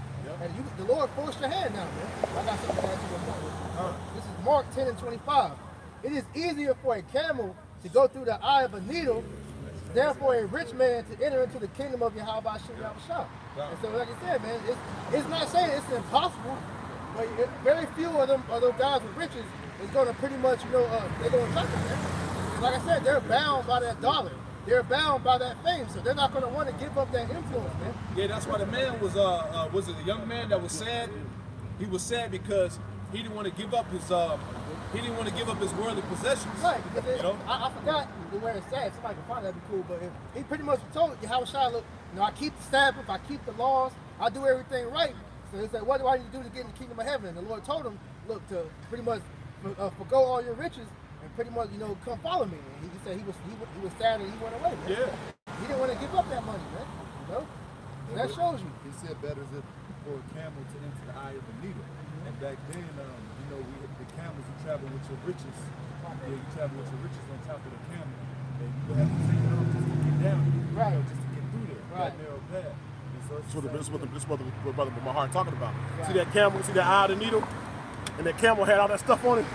He had to take that off to go through the eye of the needle. And to add to the fucking point, the camel is a very stubborn animal, man. Very. So you trying to make it kneel down so you can get through it. It's gonna fight you, man. It's very stubborn. Just like you these jakes are gonna fight, pretty much resisting the world to come into this truth, man. You know? Hey, them camels too. I've seen them in the wild.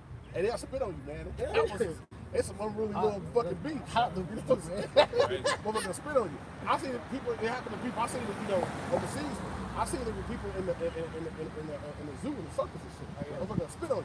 They show you how unruly they are. Yeah, them little ugly ass llamas too. Right. It's a foul creature. Good. You want that other precept? Did you find that? Yeah. Okay.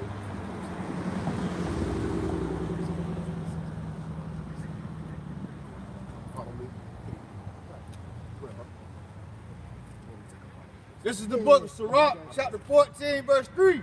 Riches are not common for a nigga. And what should an envious man do with money? Right, riches are not common to a nigga. Because if you ain't got wisdom, you know, to pretty much manage your money, man, it's pointless for you, man. Because all that, what Biggie say, man, more money, more problems. Yes. You got more money, it's more incentive to do some wicked shit, man. You know? So knowing that, you gotta have the wisdom, man.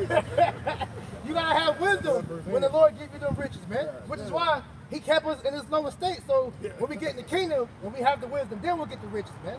You know? Right now we getting the real riches. Yeah, like you said, we're getting the real riches now, which is this wisdom, knowledge, and understanding, man. Sophia, man. This is the add-on to the riches. This is Ecclesiastes 40, verse 13. The goods of the unjust shall be dried up like a river, and shall vanish with noise, like a great thunder and rain. Yeah, that's what we telling Jake. Hey, I gotta Hey, you can't take none of this shit on his side. You can't take none of this shit on his side in the kingdom of heaven. Right. The Lord said the goods of the unjust is going to vanish, man. Right. The Lord going to melt all of this shit, man. Right. So what you hanging on to, man? Because at the end of the You know? day, man, you can't take those riches with you when you die, man. Yep. So there's no point in trying to, you know, give your life away for that money, man. Huh. All right, the Egyptians showed you that, man. Those damn pharaohs pretty much would take when they were about to die, man. They would take all the riches and even their slaves and bury them in the tombs, man. You know, because they thought they was gonna be able to take them to the next life, man. Yeah. But what happened? They was in that damn sarcophagus rotting away, and that money was still sitting there for Esau to come in there and take it, man. You know, years later, that devil went to those damn graves and stole all the riches, man. You know, and that shows you that shit is nothing to be throwing your life away, man. The scripture tell you, labor not to be rich, man. Yeah. Because the Lord's the one that make you rich, man. To quote Apostle, he said, you got some men that are well off, but you just got to have that mindset, you know, to lose it. It got to go. Right. It got to go. Yeah. Because you got certain brothers that's well off, and you know they can Right. sustain the lifestyle, and, Right. you know, a humble lifestyle and whatnot. But you know, like the brother was saying. Yeah, you got secret disciples, man. We was talking about that. Yeah. You got secret disciples, man. You got Jakes that got status in the world. It may not even be celebrity status. It might be a motherfucker that's like a high level doctor or some shit, or an attorney or Police. whatever that believe, man. You know what I'm saying? So, you know, the Lord may say them, you know? No, because to add to that point, they're really going to prove their faith in the day of Jacob's trouble, because the Lord will use them to help the members of the elect, man. Lord will that be us, man. That's going to show you, man. You know, everybody's right is not to be out here being a teacher or a prophet, man. All right? You got the friends of the prophets, you know? And you got different lots, man. So you just got to play whatever role the Lord has specified for you, but that all comes to pretty much denying yourself and getting yourself out this world. Hey, if the spirit is on you, if that fire is on you and it's burning you, then you go out there and you set up a camera and you go teach. That's right. Every Israelite man is responsible, all right, for his own salvation, man. That's right. You know what I'm saying? Hey, what they say in football was Bill do your job. Yeah, do your job. That's it. Do your job, man. Right. Do your job. Straight up. Don't worry about that. Do your John job. 15, Yep. Make your 18, calling and election sure. What you got out? This is a book of Ecclesiastes, chapter 4, verse 28. Strive for the truth until death, and the Lord Yahweh shall fight for thee. So, Most High wants us to strive for the truth, and He can kill us. Right. You know, do the right thing. Yeah. Teach, try to bring, all the elect in, so we all can serve the Most High and get called up out of this place. Yeah, man. It says strive for the truth or the death, which lines up in Jude. You got some more? Which lines up in Jude when it tells us to earn 60% for the faith. That's it. It's a continual fight. Yeah. The Lord wants you to fight for this. The Most High Yahweh, men of war. Yeah. They want you to fight for this thing. Hey, the house of David was all warriors. Yep. You know? So, hey, we gotta take on that same mind state. Not saying, we're telling you to come out here, pick up no weapons and fight. No, you gotta fight spiritually. Man. That's right. You know? Yep. That's right. Any more? Got any more? I got two for you before I bring that for you. Here goes the first one. 1 Timothy 6:6, we were just speaking on this. Yep. It says, but godliness with contentment is great gain, for we brought nothing into this world, and it is certain that we can carry nothing out. Woo!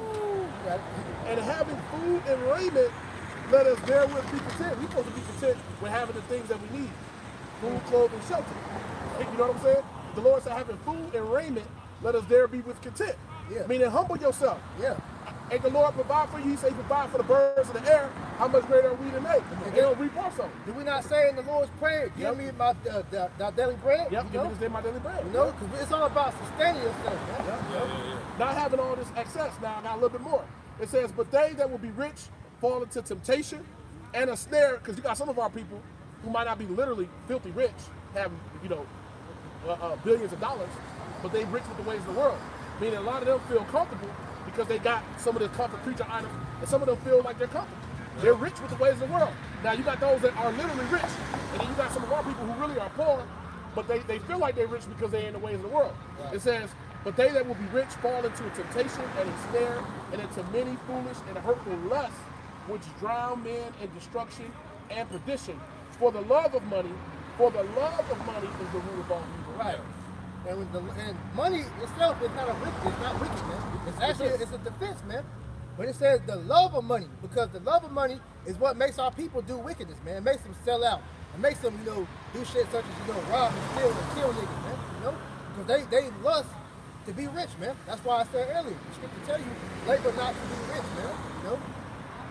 Yet, which while some men coveted after, they have erred from the faith and pierced themselves through with many sorrows. So they erred from the faith and pierced themselves with many sorrows because they sold out. Now they gotta live with the consequences that they've done to get to where they was at, man. You know? I got one real quick. This is Proverbs 30:8. It says, remove far from me vanity and lies. Give me neither poverty nor riches. Yep. Feed me with food convenient for me. This is really the prayer of a righteous person. That's right. Don't give me poverty, Lord, nor riches, because you don't want to be in dire poverty and be tempted to have to, you know, take matters in your own hand. And say, give me neither poverty nor riches. Yeah. Don't give me too much, but don't give me too little. That's a real prayer of a righteous person. That's it. Lest I be full and deny thee. Because if we have all the things of what we want in the world, then hey, we'll be tempted to serve the world. Right. We'll be tempted to be a legal shakedown. And on top of that too, when you got everything, how about Chanel shot not your thoughts, man? That's you right. know? I remember seeing a Kevin Hart interview. He was pretty much saying before he really like blew up, he was pretty much saying that his mom kept trying to get him to read the Bible. And so he was like, you know, I'll get to it when I want or whatever. You know, he kept pushing off. And then he got down to pretty much where he was at a low point. And his mom was like, did you read your Bible that I gave you? And he finally was like, I'm going to go read it. So he opened it up, and she had put some money in his Bible for him, man. That'll show you that's the most side trying to let him know, man. But, you know, the nigga sold out, man, you know. That's going to show you, man. Hey, you can't let money be your MO, man. You got some scripture tell you, man, you know, pretty much, I'm going to paraphrase it, focus in the kingdom of heaven, and everything else will be added unto you, man. That's right. You know? So the Lord is your main purpose. He's the one that directs everything, man. You know? Right. Yeah, hold on, I got something real quick. I think we brought it out, but this is verse 5. Proverbs 20. Because this is what we telling you is getting ready to happen to this dollar bill. All right. It's Proverbs 23:5. Wilt thou set thy eyes upon that which is not? For riches certainly make themselves wings. They fly away as an eagle toward heaven. And that's the point, because why would you labor for funny money, man? Because the only reason this dollar even has power is because you believe it has power. Really, all it is a debt note, man.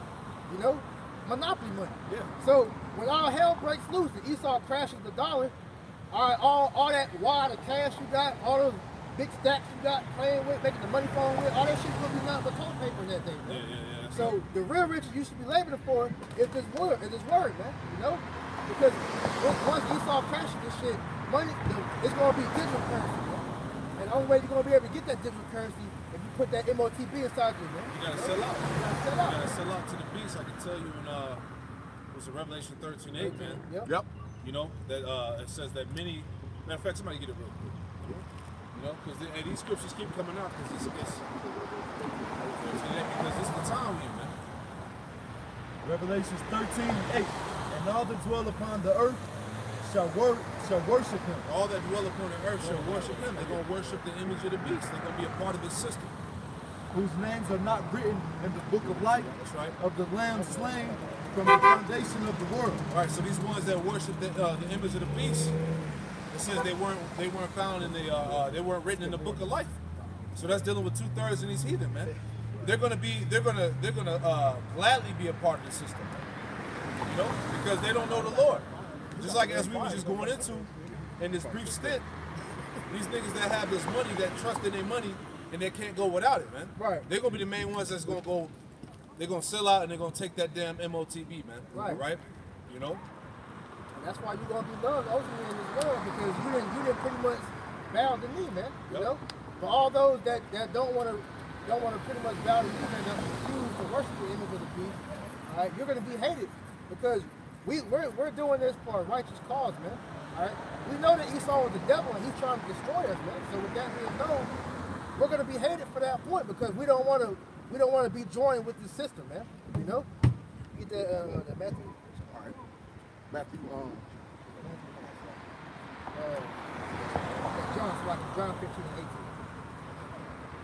And at the end of the day, man, if you're not gonna listen to Esau, you're gonna be pretty much vilified, man. All right, we're gonna get an account of that too in a second. yep. This is, oh, you got it. Oh, you got it. This is book of John, chapter 15, verse 18. Account, If the word hate you, you know that it hated me.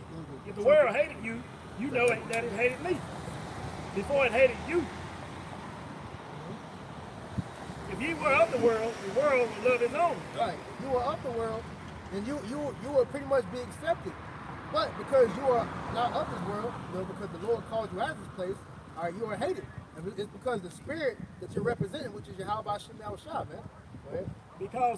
But because you are not of this world, but I have chosen you out of the world, therefore the world hated you. Right. The world hates you because of the spirit that you're coming in, because of what you're doing. Because you don't want to, eat pork or any other abominable food. You don't want to, have no orgies. You don't want to pretty much accept the homo agenda. All right. You don't want to accept Esau's, his medical agenda. You know, the world's gonna hate you for that because you know the truth, man. You know Yahweh Shem Yahushua is the answer to everything, and the world's gonna hate you for that shit. Hey, the Lord said they hated him first. Exactly. Yep. We are the ambassadors, the representatives of Hamashiach Yahushua. That's right. The scriptures, the holy scriptures, these words that are written are the actual embodiment of the Lord's spirit, man. Hey, we're heralds to the Lord, man. Yep. You know how you had Silver Surfer? Yep. Pretty much being the herald, the Galactus, every time you come to a planet, Silver Surfer will go and tell pretty much the world, and the Galactus is on his way to pretty much eat your planet. So that's what we're doing. Yep. Let Esau know that Yahweh Shem Yahushua coming back to destroy your red ass. Yeah, like the cats on Avengers. It was the cats that came down. That was basically. The Black Order. Or something Yeah. It's letting the world know that Thanos was coming to conquer. Yeah. So that's the same lot we're playing out now, man. And so we're hated for that aspect because we're pretty much the spiritual party peoples of the world, man. Let everybody know, hey, your fun's about to stop, man. Go ahead. Remember the word that I said unto you. The servant is not greater than his Lord. Yeah, the servant ain't greater than the Lord. The Lord went through the hell. He was being hated. His own people tried to kill him. So how much more us, man? You know? We ain't nobody special that it can be excluded from that treatment. If they have persecuted me, they will also persecute you. Right. So once again, going back to that temptation, that's going to take place, man. Hey, you gotta be prepared for that, man. Be prepared for, hey, it might happen. You might be sleeping in your house 4 o'clock in the morning. Niggas kick your door in, ready to haul your ass to a concentration camp, man. Things like that gotta be in your mind, man. Have pretty much witnessing your family being separated in front of you, man. Or being killed in front of you, man. The possibilities is endless, but you gotta understand at the end of the day that Yahweh Shem Yahushua is gonna take care of you, and nothing that's gonna happen to you, it wasn't ordained but by him, man. If they have kept my saying, they will keep yours also. Right. So that's why I'm going back to what I said earlier, man. We're not trying to, force you niggas to get it. If you don't want to get it, then that's going to be upon your own detriment. But for those that are willing to hear it, they listen to Yahushua in the ancient world. They're going to listen to him now through the men, man. And who you see out here, doing the work, man.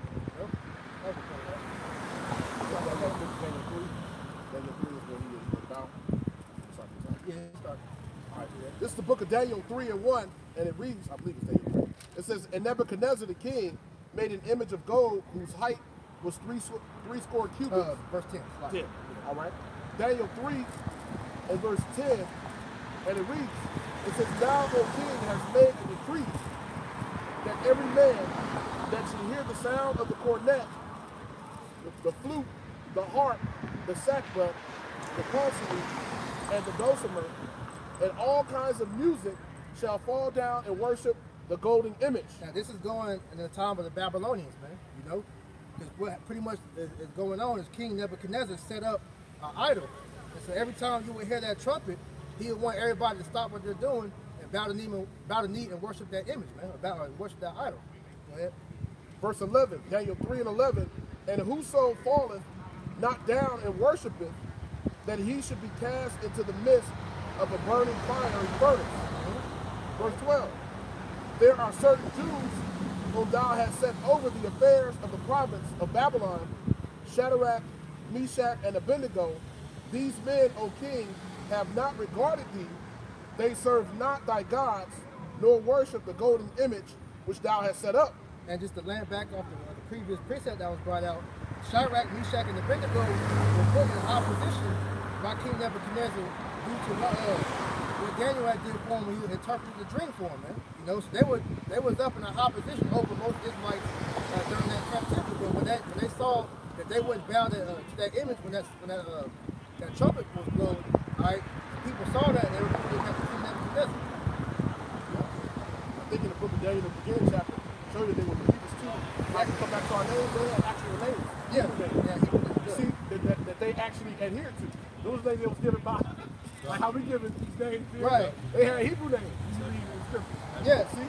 And now I'll get the Hebrew names real quick. Yep. It says, this is Daniel 1 and 6. It says, now among these children, among these were the children of Judah, Daniel, Hananiah, Mishael, and Azariah. Those are their Hebrew names, but and Daniel was what, Daniel? yeah, Daniel, yeah. Yep. So see, they all had their Hebrew names. So shows you that they knew who they were, man, and they knew Yahweh Shem Yahweh Shah. That's right. You know? Continuing on, verse 11, and whoso falleth not down and worshipeth, that he should be cast into the midst of a burning fiery furnace. There are certain Jews whom thou hast set over the affairs of the province, Babylon, Shadrach, Meshach, and Abednego. These men, O king, have not regarded thee. They serve not thy gods, nor worship the golden image which thou hast set up. Then Nebuchadnezzar, in his rage and fury, commanded to bring Shadrach, Meshach, and Abednego. Then they brought these men before the king. Nebuchadnezzar spake and said unto them, he said, is it true, O Shadrach, Meshach,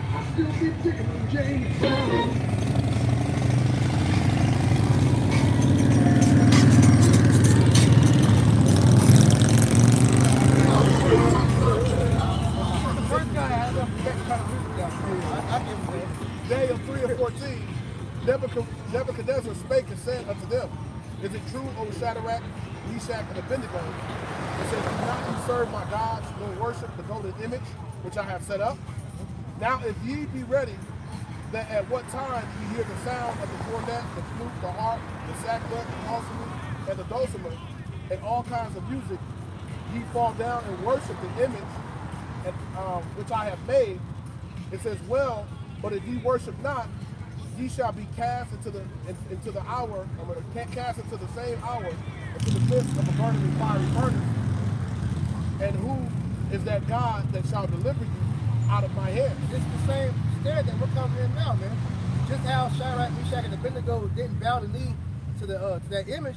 All right, we're doing that now. We're not taking your juice, man. We're not going to take your chip, man. We're not going to worship the image of the beast, man. You know, fuck America. Because at the end of the day, we know that this place is on its way out. The Lord's coming to destroy America and you damn devils, man. That's right. You know, That's right. Romans 11 verse 4. But what saith the answer of the Most High to him?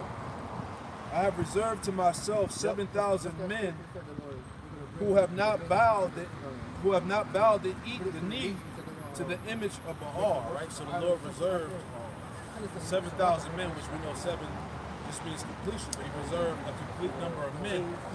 All right, that won't bow down to the image of Baal, man. They ain't gonna bow down to sin. They ain't gonna bow down to the image of the beast.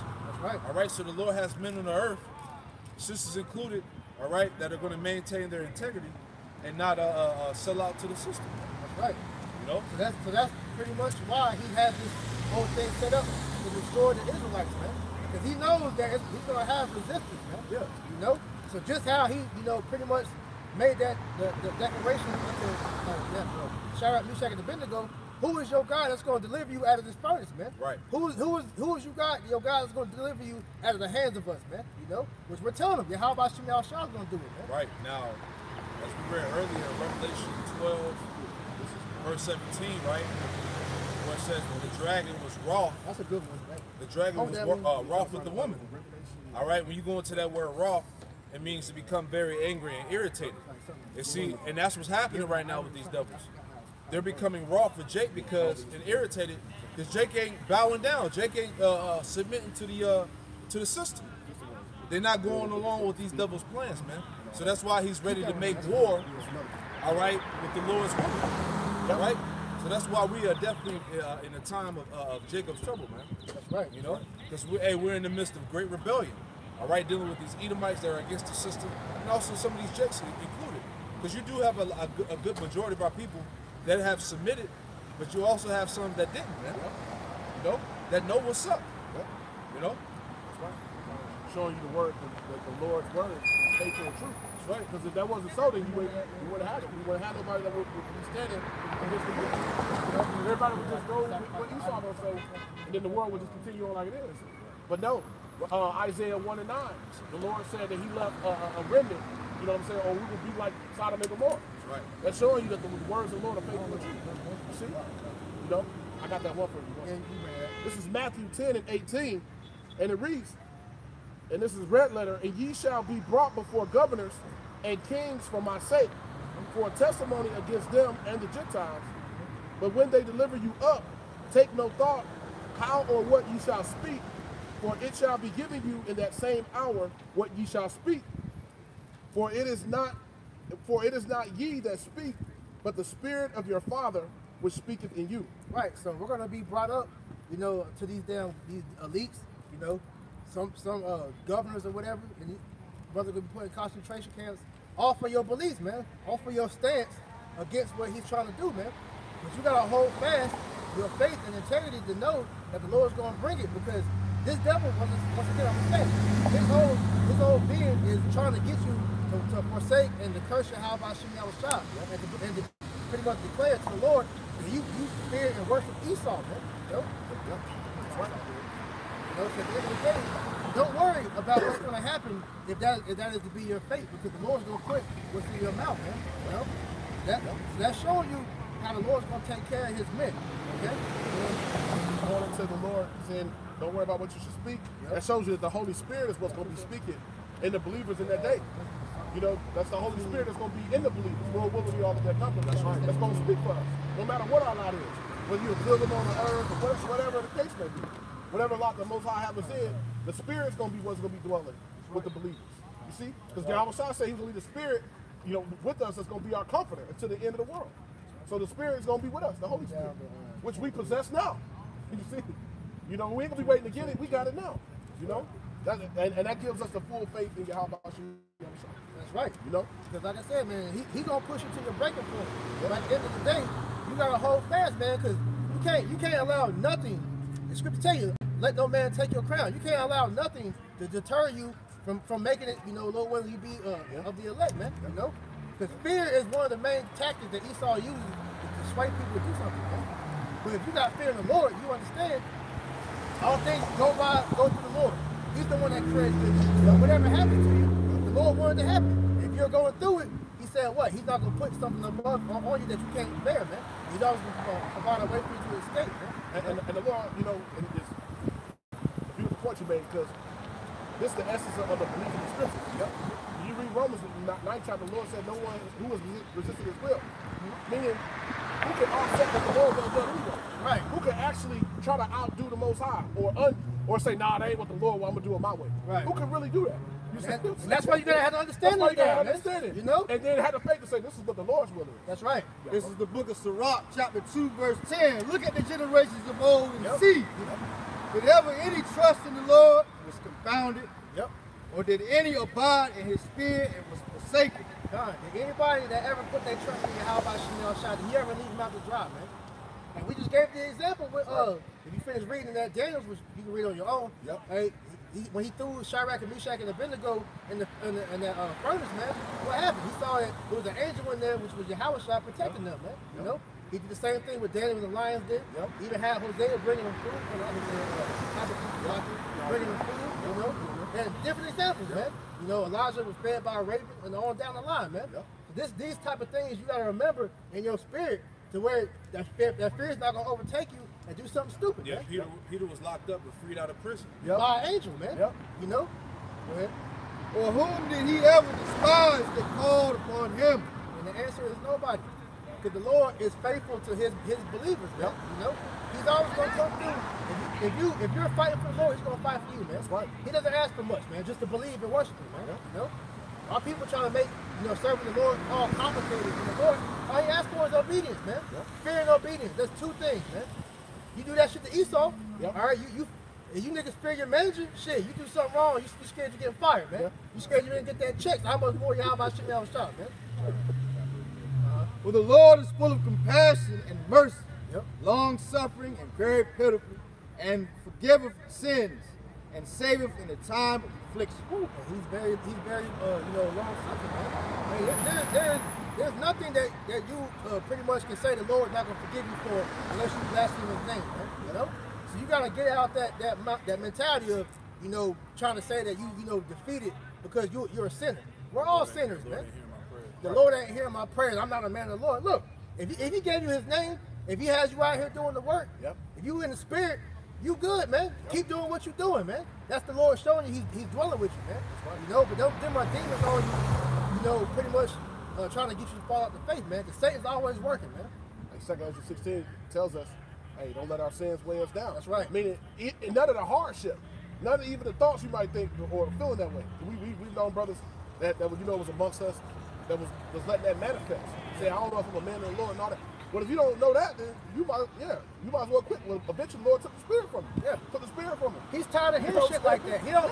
Hey, well, what I read earlier, he said, "Show yourselves men." That's you know, right. A man doesn't complain, man. He just deals with whatever's in front of him, man. You know, you going through something, hey, pull your pants up. You know, and say, "Gird up your loins." Back then, you take your garment and tie a knot with it, and you go goddamn do what you gotta do, man. Hold on. This just to add on. This is what the scriptures say.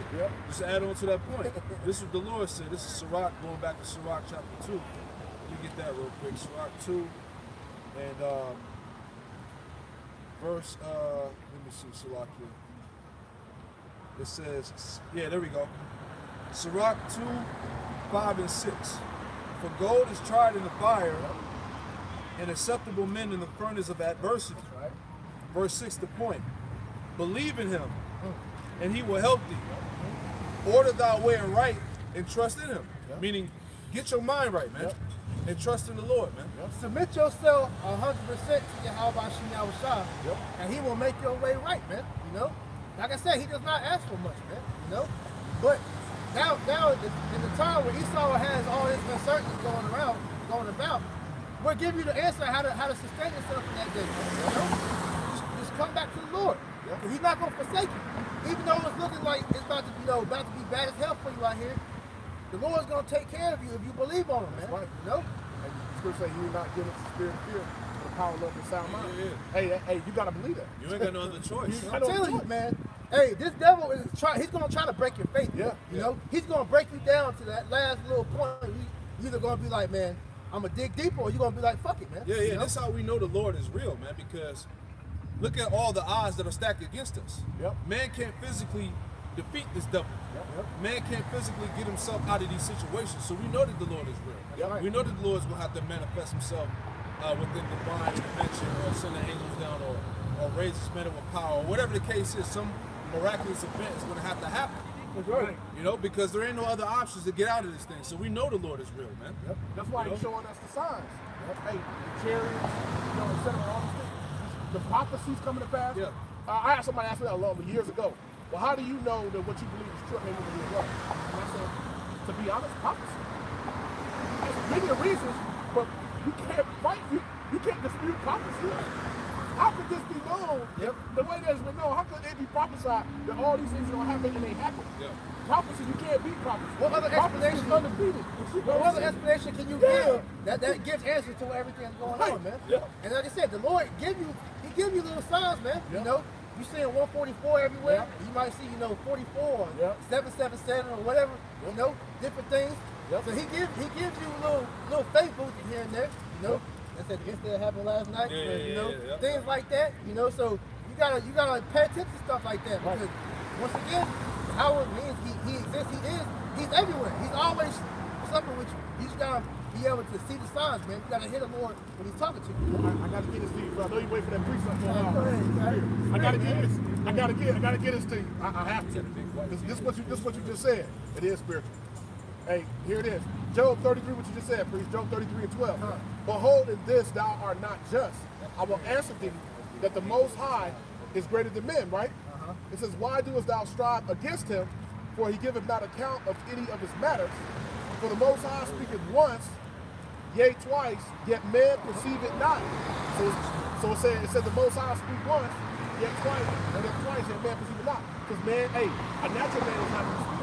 You only can perceive it when you say these signs you see, 144, so on and so forth. Hey, all these signs is the Lord cueing you through the angels of the spirit. He's speaking to you. It said, but man perceive it not.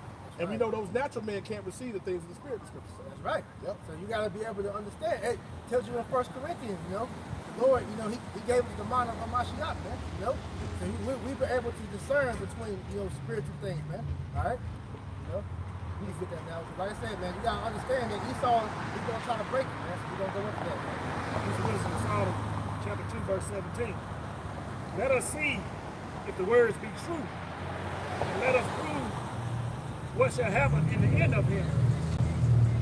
For if the just man be the son of the Most High, he will help him and deliver him from the hands of his enemies. Right. Esau hears everything we saying.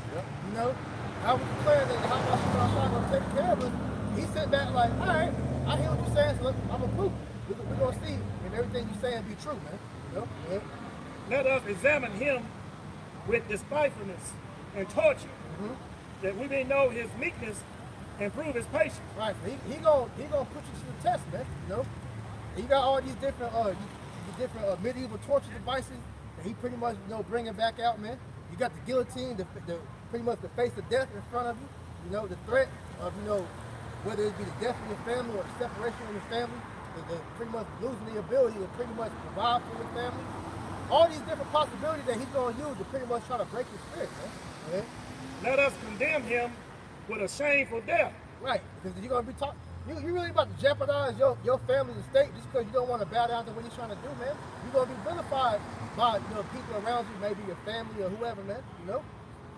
Or in the eyes of the media, man. Go ahead. For by his own saying, he shall be respected. Such things did imagine and were deceived. For their own wickedness has blinded them. Right, because they're gonna do all that shit pretty much in vain, because all you're gonna do is validate our faith even more. Because the scripture said we're gonna go through it. So when we're going through it, we're gonna remember, hey, the Lord told us it's gonna happen. So we gotta endure it. Patiently wait, because at some point, the Lord's gonna give me an exit out of this, man. Whether he actually have an angel intervene, or he gives you spiritual power, have a brother spiritual power come, or even if he does have you die from that, because you gotta remember also, man, death is the escape as well, man. And it's not gonna be a shameful death, because it says what? That the death it's in Psalms. It's like glory is like the Lord's life and death and saints. You remember what that said? Because that's actually a good thing, but you gotta understand though, that's not a bad way to go out if that is your life. They tell you Wisdom of Solomon, the 3rd chapter, that their end is full of immortality. Yeah. Though they be punished in the sight of men, their end is full of immortality. So at the end of the day, you don't lose. You're gonna be raised up with Yahweh Shai, man. You're gonna be on them chariots first, with them new bodies ready to come back and take the world, man. Yeah, because hey, if that's your way to go out, you ain't even gonna be gone long, man. Because you gotta remember, time moves faster in the spiritual world than it does here, man. So if that's gonna be your way out, it's not gonna be nothing, to where you should be ashamed of, man. You should be ready to give your life to the Lord. The Lord gave his life for us, man. This is Psalm 116 and 15. It says, precious in the sight of the Lord, Yahweh Shai, is the death of his saints. Yes, that's one of the highest honors you can receive. If that is your lot to go. Which, none of us wish for that to be our lot, but if it is, so so be it. At the end of the day, but all that is all that really is going to do is cement somebody else's faith that watches that, man. You know, if they truly believe in the Lord, they might see that, they be like, oh, this man really believes in the Lord, and then he might be converted at that, man. You know. Right. Verse 22. As for the mysteries of the Most High, they knew them not. Neither hope for they for wages of righteousness, nor discern reward for blameless souls. Right. It says, as for the mysteries of the Most High, they knew not, because they don't understand that the Lord can intervene at any point. You know, he can have you in the guillotine and have the blade about to come down, and he might have your neck be hardened, man, and it should just break. Or have somebody come in and take you out that thing, man. They don't understand that Yahweh Shemel Shai is in control of all that, man. Right. So what he wants to happen to you is going to happen, whether you be from the devil or you be delivered, man. You know, they don't understand that. They're going to have to see that firsthand, man. They don't understand that without faith it's impossible to please him. Our people don't understand that. That's why 2/3 have been rejected. That's right. Just the fact that they don't even believe. And they don't understand how important that is to the Lord, how key that is in your relationship with God. Our faith is one of the key ingredients to having a relationship and getting salvation on you. Right. Faith is a big part of that. That's it, man. And we know at the end of the day, you're going down. So shit. Hey, it's just a matter of time. We just gotta get through it, man. Yep. You know? Right. So the Most High created man to be immortal, and made him to be an image of his own eternity. So we know that at some point, man, we're gonna live forever. So we gotta endure all the hardship that come along with, you know, going through that shit, because at the end of the day, he's gonna raise us back up, you know, at some point in time, man. You know, Lord willing, we be of the elect. So we're gonna be immortal, and that's one thing that Esau, he's trying to get on the left-hand side. That's why he's moving with this technocracy, you know, pretty much trying to make man with machine, man, because he wants that on the carnal side, but we're gonna get that through the spirit, man. You know, fish it out. Verse 24. Nevertheless, through envy of the devil came death into the world. Yeah, this devil, he understands that the elect, we're gonna win at the end, man. So him through just sheer pride and stupidity was like, fuck it, I'm gonna try to take out as many Israelites as I can, you know, not knowing that the Lord is never gonna do away with Israel, man. So what you're doing is all in vain at the end anyway, man. You know? So hey, all we saying to you is do your part. We're gonna do our part, man. You know, we're gonna stay faithful. We're gonna watch you devils fall. We're gonna rejoice as we watch you fall, man. You know? The Lord's gonna take care of his elect at the end of the day. And they that do hold of his side do find it. Yep. And we're gonna find that life, man. We're gonna find that immortality. Lord willing, we stay faithful until the end. Okay? That's what we're Yeah, so let's go to Jeremiah. Let's go back to that. We was talking about that earlier. Let's go to Jeremiah. Let's go to Jeremiah 51 and start at the sound of destruction heard in the land. I think that's like verse 22. Let's go on to that. All right. This is the book of Jeremiah, verse 50, 51. chapter 50, 51. Yep. 51 and verse 22. Will thee also will I break in pieces, man and woman. Salaki. Let's start at let me see. You know what? Let's start at Jeremiah 50 and let's go to 22. Let's start there. Jeremiah 50, verse 22. A sound of battle is in the land, and of great destruction.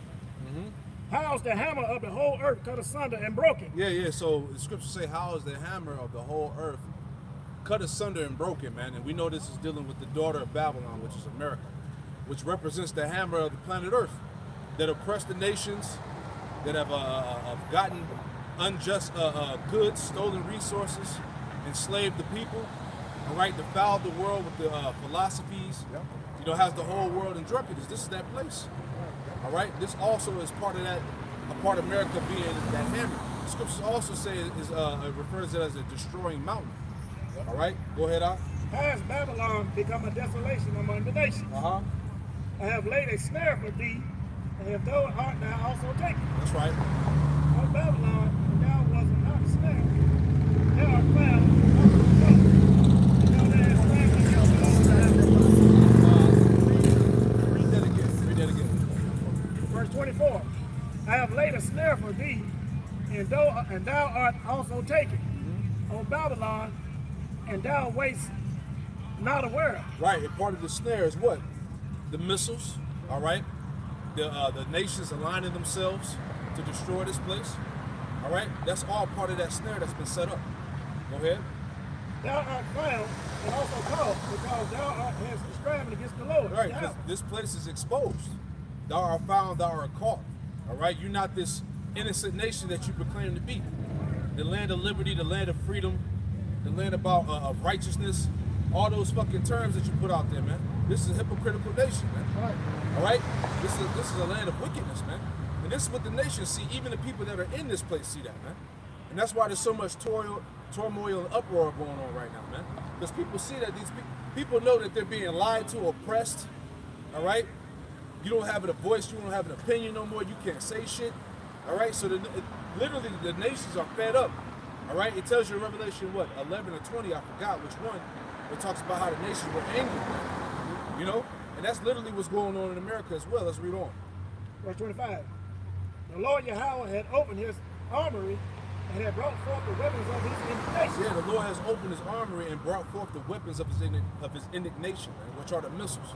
We read that earlier in the article, man, about how Russia and China are winning the nuclear arms race, man, because their weaponry is far more advanced than America's, man.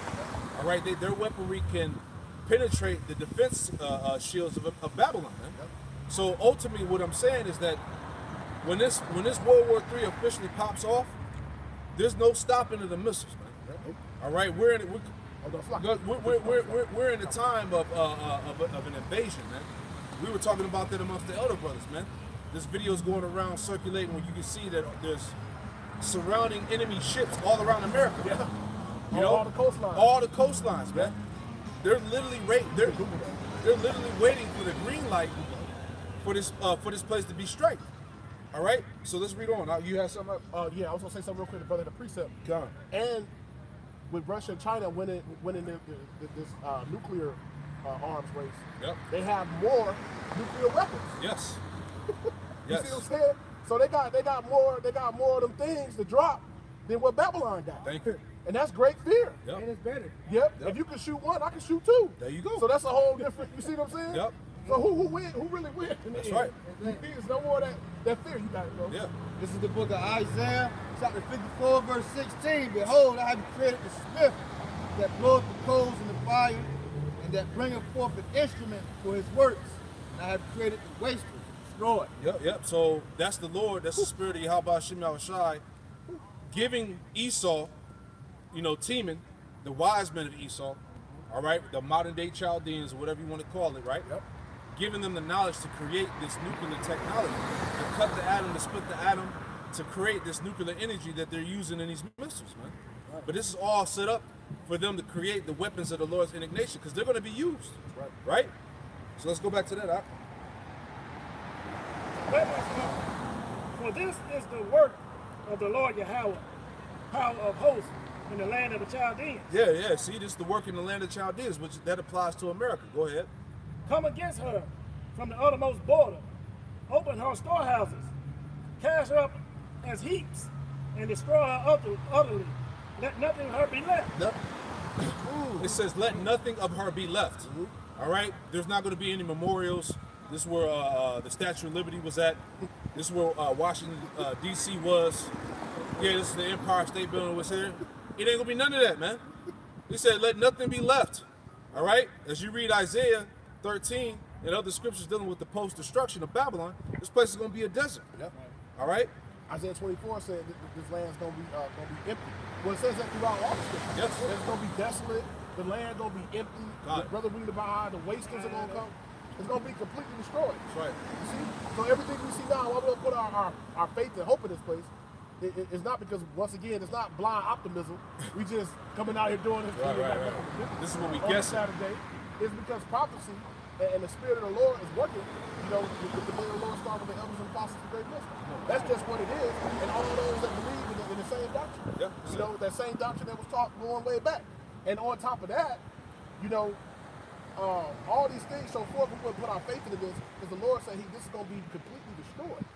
So why would we want to try to heap up treasures here or try to find a way to store something over there just in case this happens? Right. And I got a bunch of gold coins in my safe to, to put in the, what is that going to do when destruction is here? I got a precept for you. Got it, bro. This is the book of 2 Peter chapter 3, verse 10. It says, but the day of the Lord shall come as a thief in the night, in the which the heavens shall pass away with a great noise. Boom, the missiles. Those ICBMs that the elder brother's talking about. And the elements shall melt with fervent heat. The earth also and the works that are therein shall be burned up. Seeing then that all these things shall be dissolved, what manner of persons ought ye to be in all holy conversation and godliness? Yeah, hey, so if this is all going to be dissolved, completely destroyed, decimated, you see, it's going to be dust. It's going to be nothing. You know, it's going to be a bunch of molten lava until it cools, and it's going to be, this place is going to be destroyed. Yeah. Forever. Nothing's going, no people are going to inhabit this place. Yeah. So it's only going to be certain types of animals is only going to be found here. Yeah. So knowing that that's going to happen, what kind of mind should you have? Right. Like, for real, this ain't like this is for real, for real. The Lord's like, yo, think about this. If this place is going to be destroyed completely, and this is where you live, this is your habitation, then that means you're going to have to be rescued from this place. Yeah, that's right. Because if not, you're going to be destroyed too. Yeah. So what mind should you have? A mind, a repentant mind? A mind that say, yo, I'm going to go ahead and start listening to what's being said, because that's coming from God right there. Yeah. You see what I'm saying? That's coming from God. All the major and minor prophets saw these visions, man. Yep. You know? I got one more. What you got? Sirach 18:24. Think upon the wrath that shall be at the end, and the time of vengeance when he shall turn away his face. Yep. So he said, yeah, think upon the wrath at the end, man. Yep. So your main thought, just laying back and off Sagallah, is what is going to be the end result of what it is that you're doing, man. You know, how are you preparing for the end of the world, man? You know, right. So you got to understand, you know, how to maneuver in that day, man. You know, which is getting yourself right now so that the Lord can deliver you, man. That's right. That's right. Hey, Elder Yashua said a lot. He talk about winning, and if you knew you was gonna win, how could you not go and do all the things that the Lord is telling you to do to win? Yeah. If you knew that, okay, ultimately, the Lord's setting us up to win. Lord will of the elect. The Lord, let me go further. Even the 2/3 that's going down inside is going to win, because they're going to come back to win. So what kind of spirit should you be in? Just hoping to be of that, showing the Lord your diligence, you know, that eagerness, that sincerity of truth, worshiping Him. You should want to go hard, 10 times greater. Why? To try to be a part of the elect. You want to be able to be in that skip line to where you can experience all the glory that's coming with the kingdom being built up. Having that glass of wine with your house shot, man. You know, seeing the kingdom get built up from the ground up. Being able to put change on these damn Edomites and the rest of these nations, man. You want to experience that, not hear about it, man.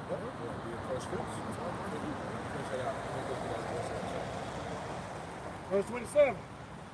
Slay all her bullocks. Let them go down to the slaughter. Yep.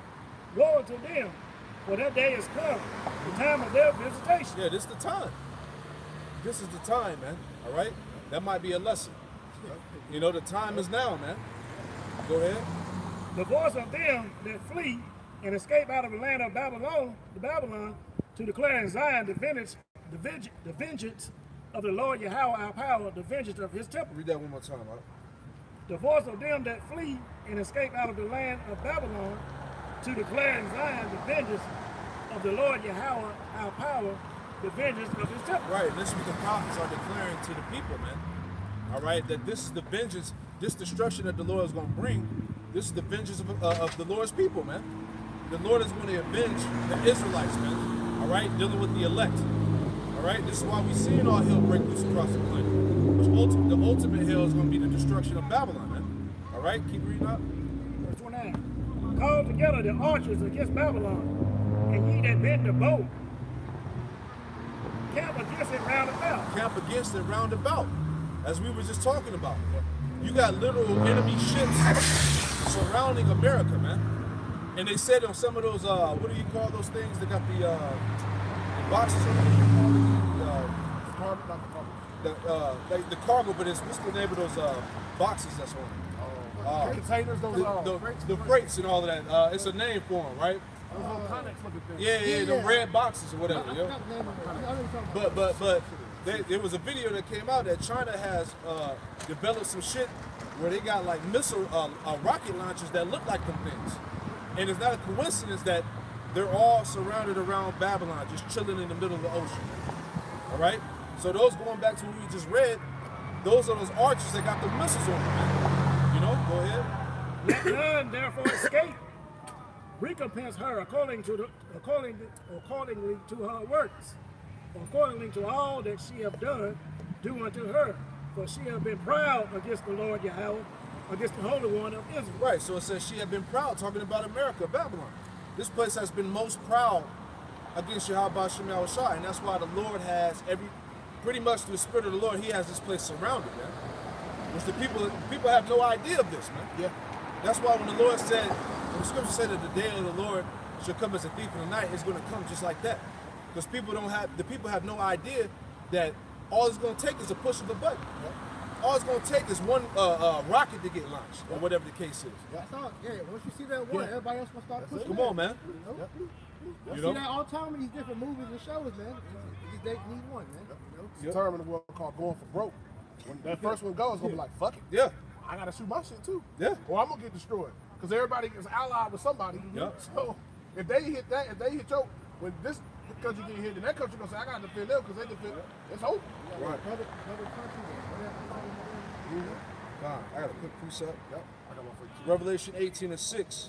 I start at 5. Matter of fact, I start at 4. Oh, yeah, that. Revelation 18:4. And I heard another voice from heaven saying, come out of her, my people. This actually the elect that are going to hear the voice of Yahweh Shem Yahushua. All right, it says, come out of her, my people, that you may be not partakers of her sins, because the elect are going to get beamed up out of here, man. That's how they're going to be.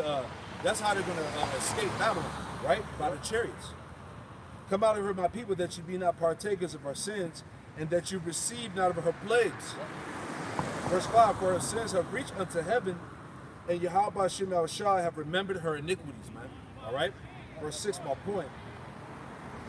Reward her even as she rewarded you, and double unto her double according to her works, in the cup which she hath filled to her double. So the Lord said, reward unto Babylon unto her double, man.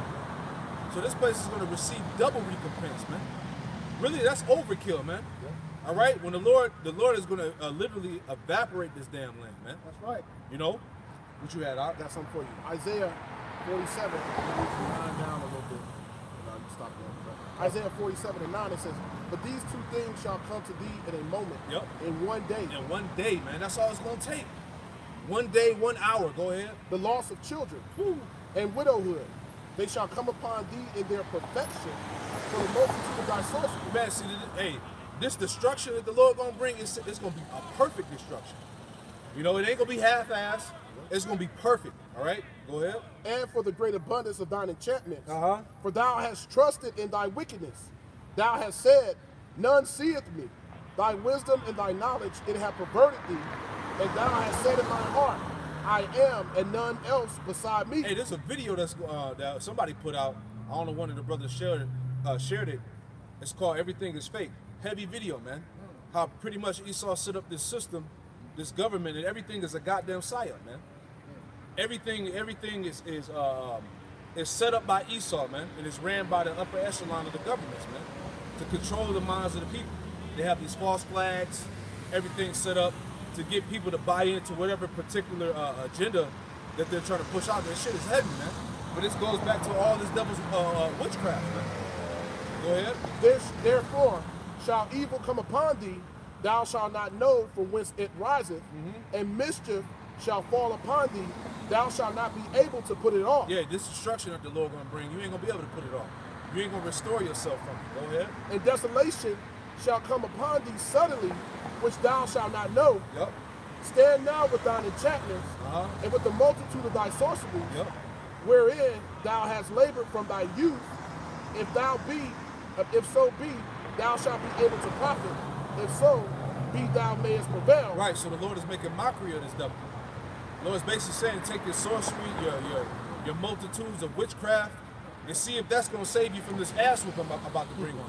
Right. All right, because we're in the midst of all this nonsense now. Dealing with the Crown 99 bullshit. All right, him setting up his medical science as God, the new idol. You know, trying to make everybody bow down to this image of the beast. So that we're in the multitude, and we're in the midst of all of that sorcery and witchcraft right now, man. And he's playing on the minds of many of the people, you know? It's the book of Isaiah, chapter 66, verse 15. For behold, the Lord will come with fire, and with his chariots like a whirlwind, to render his anger with fury, and his rebuke with flames of fire. Go ahead. For by fire and by his sword will the Lord plead with all flesh. That's right. And the slain of the Lord shall be many. Right. That's why these devils are scared, man, because they know the power of the angels. They got video of the chariots doing damage on the earth. You know, they just probably haven't declassified it, but they see this shit, man. No, it's actually a video. I don't know if you posted. It was like a chariot shot like a laser beam or something to a volcano and made it erupt. And they blew up some land. I don't know where it was at, but this video is what you just said though. Yeah. You got looked for. So they know that the angels, in due time, they know that the angels that are riding in these chariots are going to bring destruction, man. You know?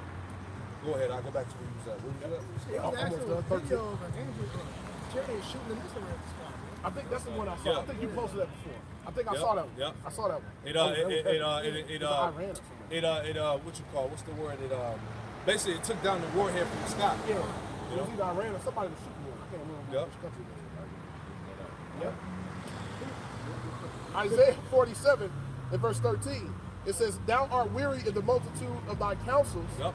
Let now the astrologers and the stargazers and the monthly prognosticators stand up and save thee from these things that shall come upon Yeah, thee." go. You know, your witchcraft, your witches and warlocks, your sorcerers. They're not gonna save you. They're not gonna have an answer for you, man. Because really, we're in a time where this devil's sorcery and witchcraft is wearing off. That's why people are beginning to see that this man is damn devil, man. That's why nobody believes him. That's why he's just ready to roll with the program, because he's like, yo, this is it. They found out. Yep. You know? Yep. Go ahead. The Wisdom of Solomon talks about what you were speaking about, which is it says the witching of naughtiness. Yeah. See that spell is that spell to war off. Yeah. That's literally was a spell in the spirit that's been put on all people. Yeah. Big part of that spell. They'll be lifted. Yeah, a big part of that spell was the lies that he was spreading throughout the earth, man. Now everybody's waking up to the truth. That witchcraft is starting to wear off, man. God. Yep. Verse 14, got two more verses for this one. "Behold, they shall be as stubble, the fire shall burn them, they shall not deliver themselves from the power of the flame. Nope. There shall not be a coal to warm at, nor fire to sit before it. Thus," verse 15, "thus shall they be unto thee, with whom thou hast labored, even thy merchants from thy youth, they shall wander every one to his quarter. None shall save thee." Yeah. There's no saving. There's no saving this place. There's no saving these devils. And they know that this is the end. That's why all the rich billionaire trillionaires, they fled to New Zealand. How you say it? New Zealand. New Zealand. All right, and other parts of remote areas on the planet Earth that ain't gonna get touched. You know. And you can Google it too. Speaking of New Zealand, they now there's a boom in New Zealand for land being bought and bunkers being put in those lands. Exactly. So they trying to go to New Zealand and buy bunkers. I saw a video of it not too long ago, like 2 months ago. Yep. So that shows you that they like, well, I know America gonna be destroyed, Yep. but let me go somewhere else where I can survive. They got it all mapped out. They got it all mapped out because the elites are going to be the first fruits of slavery. That's right. They're actually going to survive the destruction and be put in chains. That's right. As the scriptures tell you in Psalms. Who got it? Yeah, they got the map. They got the map. They do. They do. Yep. Yep. Verse 30. "Therefore shall a young man fall in the streets, and all men of war shall be cut off in that day, said the Lord Yahweh." All the men of war should be cut off in that day, man. They're going to be cut off by that great slaughter. Yep. Like it tells you Isaiah 34. That basically the bodies shall melt. Matter of fact, let me get that real quick. Isaiah 34. Somebody get that for me. Isaiah 34 and verse. I think it's like verse 5. Let me see. Isaiah 34 and verse 2 and 3. Isaiah 34 and 2. "For the indignation of the Lord is upon all nations, Yep. and his fury upon all their armies." All these world militaries are about to be destroyed in World War III. Go ahead. It says, "and all that is therein, the world, and all," it's like verse 2. "For the indignation of the Lord is upon all nations, and his fury upon all his armies. He hath utterly destroyed them, he hath delivered them to the slaughter. You have delivered them to the slaughter. Keep going. Their slain also shall be cast out, and the stink shall come out of their carcasses, and the mountains shall be melted with their blood. And the mountains shall be melted with their blood, man. It said the stink shall come out of the carcasses. So it's going to be a high level body count, man. The Lord said He was going to allow those bodies to be food for the beasts of the field, man. For the fowls of heaven. Showing you how great of a slaughter this is going to be, man. You know? Go back to that. Yeah, finish that out. Verse 31. Behold, I am against thee, O thou most proud, said the Lord Yahweh, power of hosts. That's right. For that day is come, the time that I will visit thee. Woo! And the Most High shall stumble and fall, and none shall rise him up. That's it. Keep going. And I will kindle a fire in his cities, and it shall devour all round about. I will kindle a fire in his cities, and it shall devour him all around about. Yep. Go ahead. Verse 33. Thus said the Lord Yahweh of hosts, the children of Israel and the children of Judah were oppressed together. And all that took them captives held them fast. They refused to let them go. Yeah, because so-called Negroes, Latinos, Native Americans, and Hispanics are you still in captivity in Babylon today. You niggas ain't free, man. You know, go ahead. Their Redeemer is strong. The Lord Yahweh of hosts is his name. Yeah, the Redeemer is strong. Yahweh Shem Yahushua of hosts is his name. Yep. Go ahead. Yahweh Shah said, real quick, he ain't coming to meet them as a man. That's right. At the top of Isaiah 47. Yeah. Hey, Yahweh Shem Yahushua, and he said that Yahweh Shah with all power in heaven and earth. He coming strong. He waxing strong with the angels of heaven. Yeah. You see what I'm saying? It's going to take it's going to take an angelic deliverance to get up out of here. Yeah, man. that's right. Yep. Yep. He shall thoroughly plead their cause, and that he may give rest to the land and disquiet the inhabitants of Babylon. Yeah, like I was saying, this deliverance is going to be supernatural, man. Yep. You know, it's going to have to take that, man. Yep. Because this man is literally dealing with the power on the left hand, man. But the right hand is going to conquer that. Go ahead. A sword is upon the Chaldeans, said the Lord Yahweh, Yep. and upon the inhabitants of Babylon, and upon her princes, and upon her wise men. And the sword is the missiles, man. All right, go ahead. A sword is upon their liars, and they that dote. A sword is upon her mighty men, and they shall be dismayed. Yep. A sword is upon their horses, and upon their chariots, and upon all the mingled people that are in the midst of her, and they shall become as women. A sword is upon her treasures, and they shall be robbed. And you know what's so heavy about that? There's a feminized, feminized spirit in the midst of America, man. That's why the men, especially the men of Judah, dealing with you Israelites, man, you know, the man is set up to be a damn sodomite, man. Yeah. Everywhere you see on the TV or just walking around, all right, these men are in a woman-like state, man. That's my design. Exactly. You know? Go ahead, out. A drought is upon her waters, and they shall be dried up. For is the land of graven images, and they are made upon their idols. Right, and a literal drought is coming, man. Famine, all right, the lack of water, all of that. Go ahead.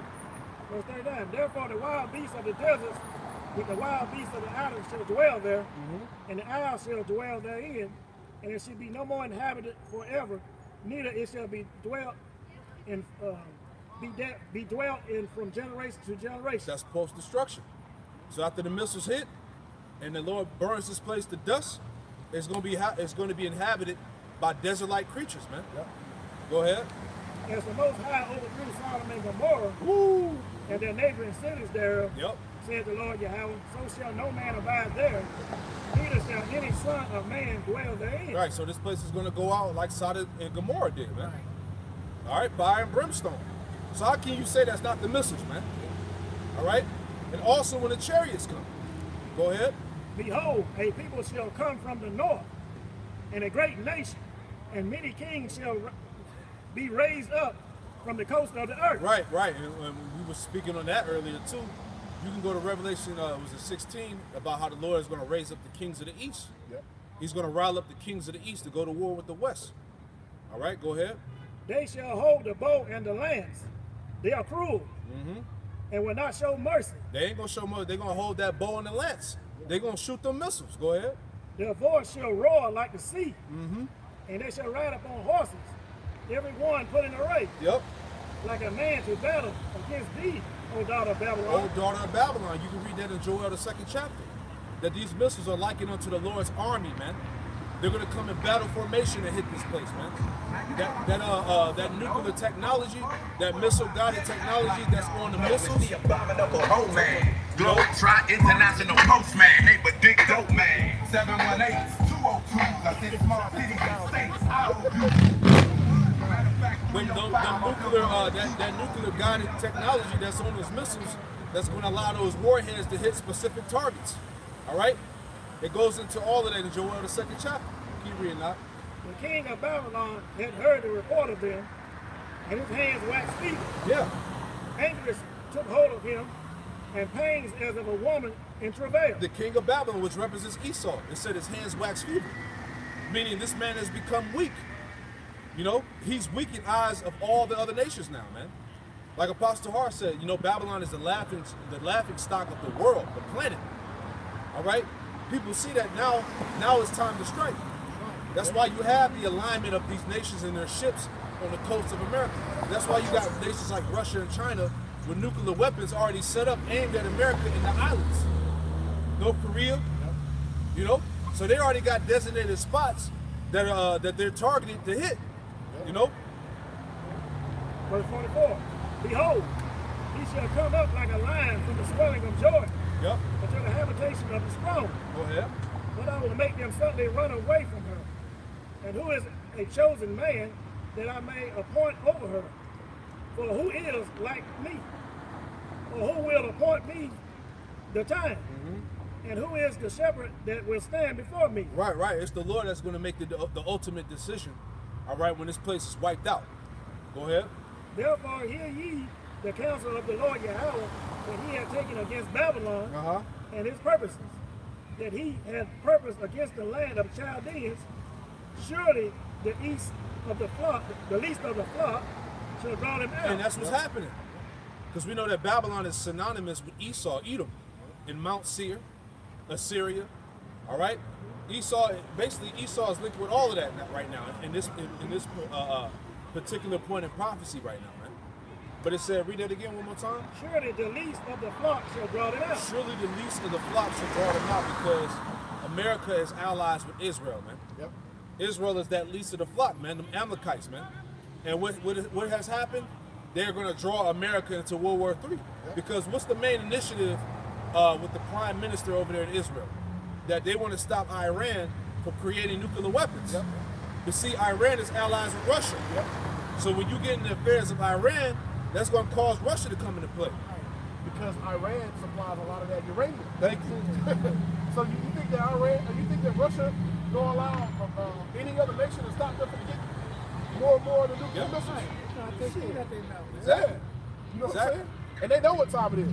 Putin them ready to set it off. They're ready. Because the angels is holding them back. Thank you. They ready to push the button on That's why I said the least of the flock shall draw them out. So America is going to draw, Israel is going to draw America into World War III, which we're in the midst of it now. You had the typical going on with that with Syria, like 2 years ago, with those false flag, how they said they was over there gassing the people. Yeah. And they was pretty much itching, like, look, America, you step over here and put your nose in our business. Russia said they're going to come over there and pretty much start nuclear war. Yeah, that's it. Surely the least of the flock shall draw them out. Yep.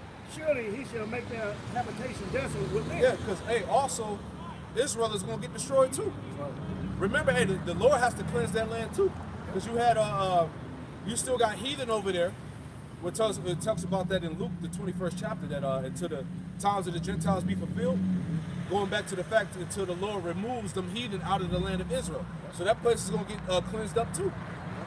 Go ahead. Verse 1 to 6. At the noise of the taking of Babylon, the earth is moved. At the noise at the taking of Babylon, the earth is moved. Go ahead. And the cry is heard among the nations. Right, because you read about that in Revelation 18 chapter. Alas, alas, Babylon has fallen, man. So that news is literally going to shake the earth. This place getting hit is going to shake the earth.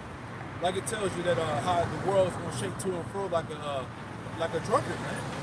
Showing you the impact of those missiles hitting the earth, man. That's going to literally rearrange the planet. That's how we're going to have a new heaven and new earth. New land masses. You know? Hey, that's it. You know?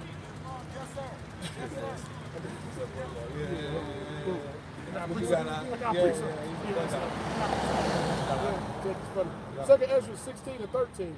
It says, "For strong is his right hand that bendeth the bow. That's right. His arrows that he shooteth are sharp, and they shall not miss. They ain't going to miss. When they shall begin to be shot into the ends of the world." Yeah, the missile is going to go from one end of the earth to the other. All right? Quickly, too. Go ahead. "Behold, the plagues are sent and shall not return again until they come upon the earth. That's right. The fire is kindled and shall not be put out until it consume the foundations of the earth. Man. Like as an arrow which is shot of a mighty archer returneth not backward, even so the plagues that shall be sent upon the earth shall not return again." Verse 17, and it reads, woe is me, who will deliver me in those days? And that's heavy, man, because Ezra saw that, man. He saw those visions of Babylon being destroyed. And we're in the midst of those plagues right now, man. You know, until the ultimate plague comes, which is what? The nuclear destruction. Yep. You know, so there's many woes, as the scriptures tell you also in that same chapter, that great sorrows are going to be on every side of the planet. You know, hell is going on everywhere right now, man. You know, what you had, Speaking of plagues, Zechariah 14 and 12, "And this shall be the plague wherein the Lord Yahweh will smite all the people that are fought against Jerusalem. Yeah, there you go. Their flesh shall consume away while they stand on their feet. That's right. And their eyes shall consume away in their holes, and their tongue shall consume away in their mouth." All right, so this is going to happen to all the nations that had a hand of bringing down Jerusalem, man. Their asses are going to get melted with that fire, man. This is the benches of the Lord's temple here, man. You know? So we in some heavy times, man. You know? And that's why, as we always going to, we're going to continue to hasten the day of our Lord and Savior, Yahweh Hashem Yahushua. You had any more? That's it? You had something out? Not to mention, but it's going to take 1 hour. Yeah. Yep. This is the book of Revelation, chapter 18, verse 17. "For in 1 hour, so great riches has come to naught, and every shipmaster and all the company of ships and sailors, and of many that trade by sea stood afar off, and cried when they saw the smoke of her burning, saying, What city is like unto this great city? And they cast dust on their heads and cried, weeping and wailing, saying, At last, that great city wherein were made rich all that had ships in the sea by reason of her costliness, for in 1 hour." Yeah, for 1 hour. "She made dust." Yeah, 1 hour, man. See, these nations are going to weep because that's the end of them making money off this whore. You know? Because, and we know that America is exclusively import. Because America don't make shit.